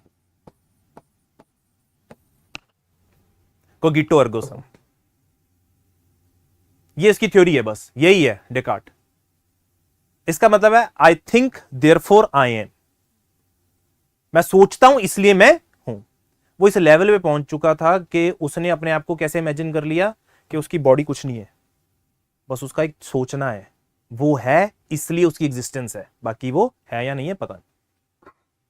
सीधी सी बात है, क्योंकि यहां पे जो आने वाले टाइम में डिस्कशन आएगी वही चीजों के बारे में डिस्कशन आएगी, मैटर और सोल के बारे में, रियलिटी के बारे में, क्या मैटर है या सोल, बस वही आगे चर्चा। ये तो 14th सेंचुरी में आया था, बहुत गैप नहीं है इनके बीच में? नहीं, काफी ज्यादा गैप है, ये भी मतलब रेनेसांस के टाइम पे आया था। रहना सा अभी हुआ ही नहीं था। 14th स्टार्टिंग इन्होंने की थी। स्टार्टिंग इन्होंने तो इतने डरपोक लोग थे, ये आने वाले टाइम में बताऊंगा, स्पाइनोजा आएगा, वो इतना डरा हुआ था, उसने अपना जो चीज थी उसको ही गॉड का नाम दे दिया था। अच्छा, तो ये चीज समझ में आई कि उसने अपने आप को एक थिंकिंग बीइंग ही है। तो ना कई बार ना डेकार्ट की फोटो में सिर्फ ऐसे दिख रहा होता है, ये डेकार्ट है ब्रेन के साथ बस, बाकी नीचे कुछ नहीं है। क्यों? क्योंकि उसने आपको यही बोल दिया था। Extreme philosophy. दूसरी तरफ जब हम कोई भी फिलॉसफी की चीज पढ़ रहे हैं, वेस्टर्न हो या इंडियन हो, एक चीज इंपॉर्टेंट आएगी, ये एक चीज मिस होगी, सब्सटेंस। मेटाफिजिक्स आपने देख ली, रियलिटी क्या है, रियलिटी को पाने का तरीका क्या है, epistemology, what is our sources of knowledge. Plato की भी थ्योरी हमने हल्की सी आइडिया डिस्कस किया है। सब्सटेंस फिलॉसफी के अंदर वो चीज है जो अपने आप में संपूर्ण है, जिसको होने के लिए किसी और की जरूरत नहीं है। This is a thing which has its own independent existence. It is by itself, through itself and for itself. This is the definition of a substance. तो ये आने वाले टाइम में काफी ज्यादा हमारे काम आएगा। अब मेरे को एक बात बताओ, प्लेटो देखा है, प्लेटो में ऐसी कौन सी चीज है जो अपने आप में संपूर्ण है खुद के लिए? Transcendental world. और ट्रांसीडेंटल वर्ल्ड में क्या एग्जिस्ट करते हैं? आइडियाज। तो प्लेटो के लिए सब्सटेंस क्या हो गया? आइडियाज। खत्म, एक और एस्पेक्ट खत्म हो गया। मान लो पेपर में क्वेश्चन आ जाए, briefly explain plateaus theory of forms और आइडियाज, तो 8-9 पॉइंट्स तो भी हमारे पास है। आइडिया सब्सटेंस है, आइडिया अनलिमिटेड है, आइडिया स्पेस एंड टाइम में नहीं आता, आइडिया परमानेंट है, आइडिया इटर्नल है, आइडिया वियर एंड टियर नहीं होता, और काफी सारी रेड चीजों का एक ही आइडिया होगा, that will be idea of red. हाँ जी मैम, ये सब्सटेंस धीरे धीरे जैसे हम करेंगे इसको और ज्यादा क्लैरिफाई करेंगे। सब्सटेंस वो चीज है जो अपने आप में पूरी है, जिसकी अपनी खुद की होंद है, पंजाबी में अगर हम कहें। नहीं, आइडिया नहीं है ये कॉमन टर्म है जिसको काफी ज्यादा डिफरेंट फिलोसफर्स ने डिफरेंट डिफरेंट एंगल में यूज किया है और मिसयूज भी किया है। मान लो आने वाले टाइम में हम एक बंदा पढ़ेंगे, डेकार्टी, 3 सब्सटेंसेस बना दिया। कितने सब्सटेंस बना दिए? 3। और उसने बोल दिया सबसे बड़ा सब्सटेंस गॉड है, बाकी नीचे वाले सब्सटेंस गॉड के ऊपर डिपेंडेंट है। मान लो अभी मैंने डेफिनेशन दी है, सब्सटेंस कौन सी चीज है जो खुद के लिए इंडिपेंडेंट है, itself, for itself and by itself. पहली चीज तो ये क्रिटिसिज्म नहीं हो गया इसका, अगर इसके 2 सब्सटेंस किसके ऊपर डिपेंड कर रहे हैं? गॉड के ऊपर। सब्सटेंस अभी हमने पढ़ा कि खुद में अपने आप में क्या होता है? वो इंडिपेंडेंट होता है, और उसके लिए उसको गॉड की रिक्वायरमेंट, ऑब्वियसली किसी की रिक्वायरमेंट नहीं होनी चाहिए। डिकार्ट यहां पे फंसेगा, पर हम इतना आगे डिटेल में नहीं जाएंगे तो कंफ्यूज हो जाएंगे। फिलहाल के लिए इतना रखेंगे, सब्सटेंस वो चीज है जो खुद अपने आप में क्या है? पूरी है।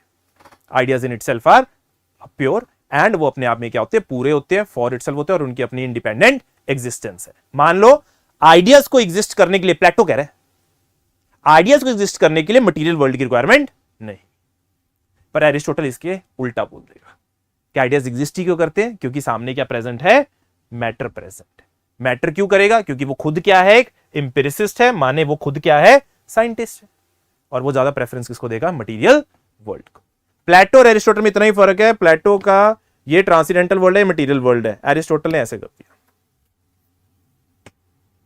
ऊपर सुपर इंपोज कर दिया किसको, ट्रांसीडेंटल वर्ल्ड को मटीरियल वर्ल्ड के ऊपर। इसका मतलब क्या है, अगर चीज है तो उसका आइडिया होगा, बंदा है तो उसका आइडिया है, काओ है तो उसका आइडिया है, पर प्लेटो इस चीज में बिलीव नहीं करता। बट वो दूर की बातें हैं, फिलहाल के लिए हमारी डिस्कशन में प्लेटो की theory of ideas, there is this transcendental world, that is the world जो विजिबल नहीं है, जो सिर्फ सोची जा सकती है, और ये जो मटीरियल वर्ल्ड है, this is the world what we talk about, that is visible experience, but ये इतनी रियल नहीं है जितनी कौन सी है, ट्रांसीडेंटल वर्ल्ड। हाँ जी मैडम।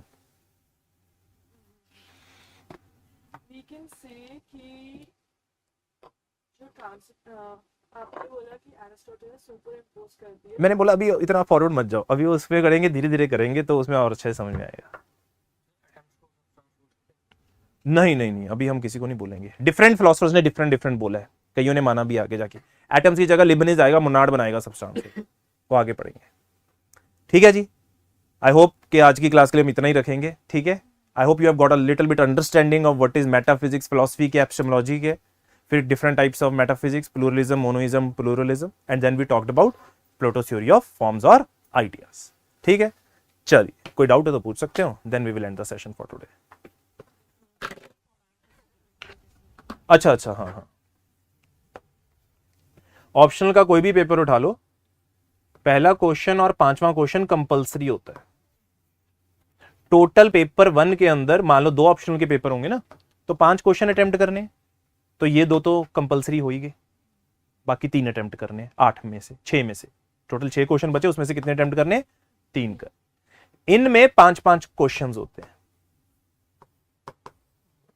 50 नंबर का होता है, हर एक 10 नंबर का क्वेश्चन होता है, ये भी 50 का, ये भी 50 का, और ये वो क्वेश्चन होते हैं जो रिलेटिवली इजी होते हैं, नंबर ये फेंके होते हैं क्योंकि गैदर कर लो, सच में कह रहा हूं, ये नंबर फेंके होते हैं, किसी भी ऑप्शन में उठाओगे ये नंबर फेंके होते हैं, रेपिटेटिव क्वेश्चंस आते हैं इसके अंदर, और आपको अगर आपने कंसेप्ट पता है तो मेरे ख्याल से आप आंसर कर सकते हो। मेरे ख्याल से अगर आपको ये थ्योरी ऑफ आइडिया समझ में आ चुका है, आने वाले टाइम में और क्लैरिटी आएगी धीरे धीरे करके, तो मेरे ख्याल से आपको कोई प्रॉब्लम नहीं होनी चाहिए इस क्वेश्चन को, अगर कोई थ्योरी ऑफ आइडियाज को रिलेटेड कोई क्वेश्चन आता है तो चीजें तो वही लिखनी है, उसके अलावा और कोई कुछ नहीं लिखनी है, बट आपको कंसेप्ट की क्लैरिटी होनी चाहिए। इसकी क्लैरिटी ना और एक अच्छे तरीके से आती है, कल हम डिस्कस करेंगे अलेगरी ऑफ द केव से, केव से बाहर निकालूंगा जब आप लोगों को, ठीक है, तब आपको पता चलेगा कि एक्चुअली में प्लेटो कहना क्या चाह रहा है। क्लियर है तेजीज? पेपर 2 का भी सेम फॉर्मेट है, दोनों ऑप्शंस का सेम फॉर्मेट है, 1 and 5। हाँ जी, करें एंड फिर क्लास आज, चलो थैंक यू सो मच।